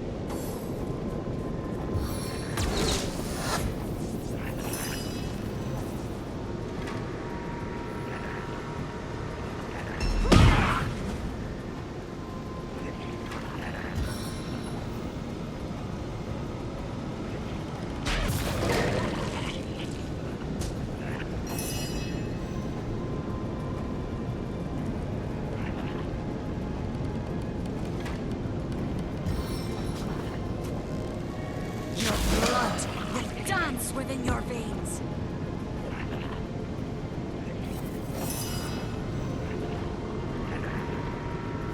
What just happened?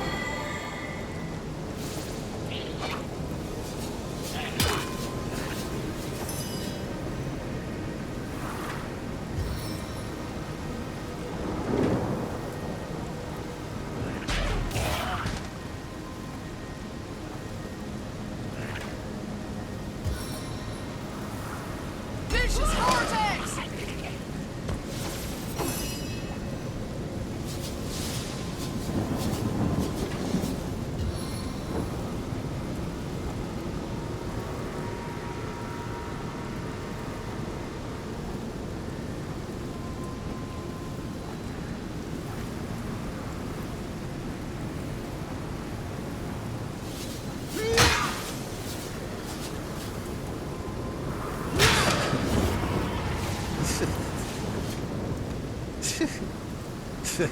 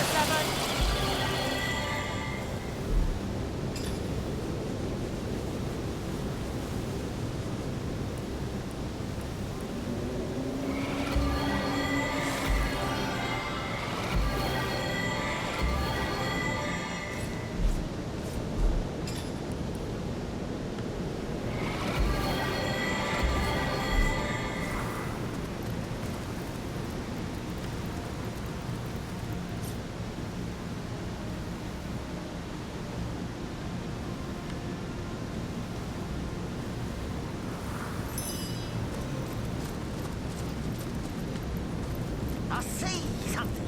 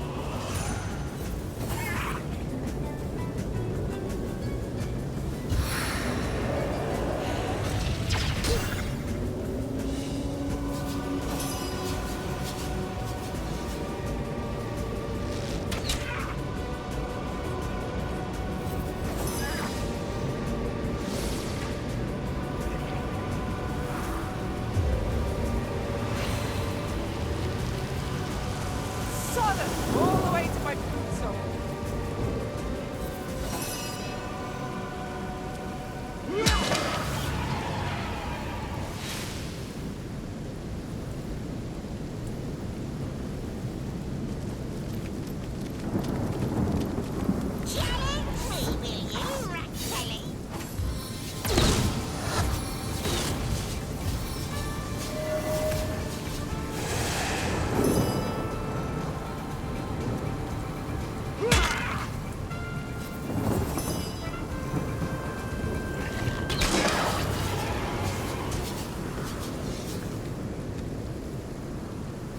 It never rains, but it pours, eh?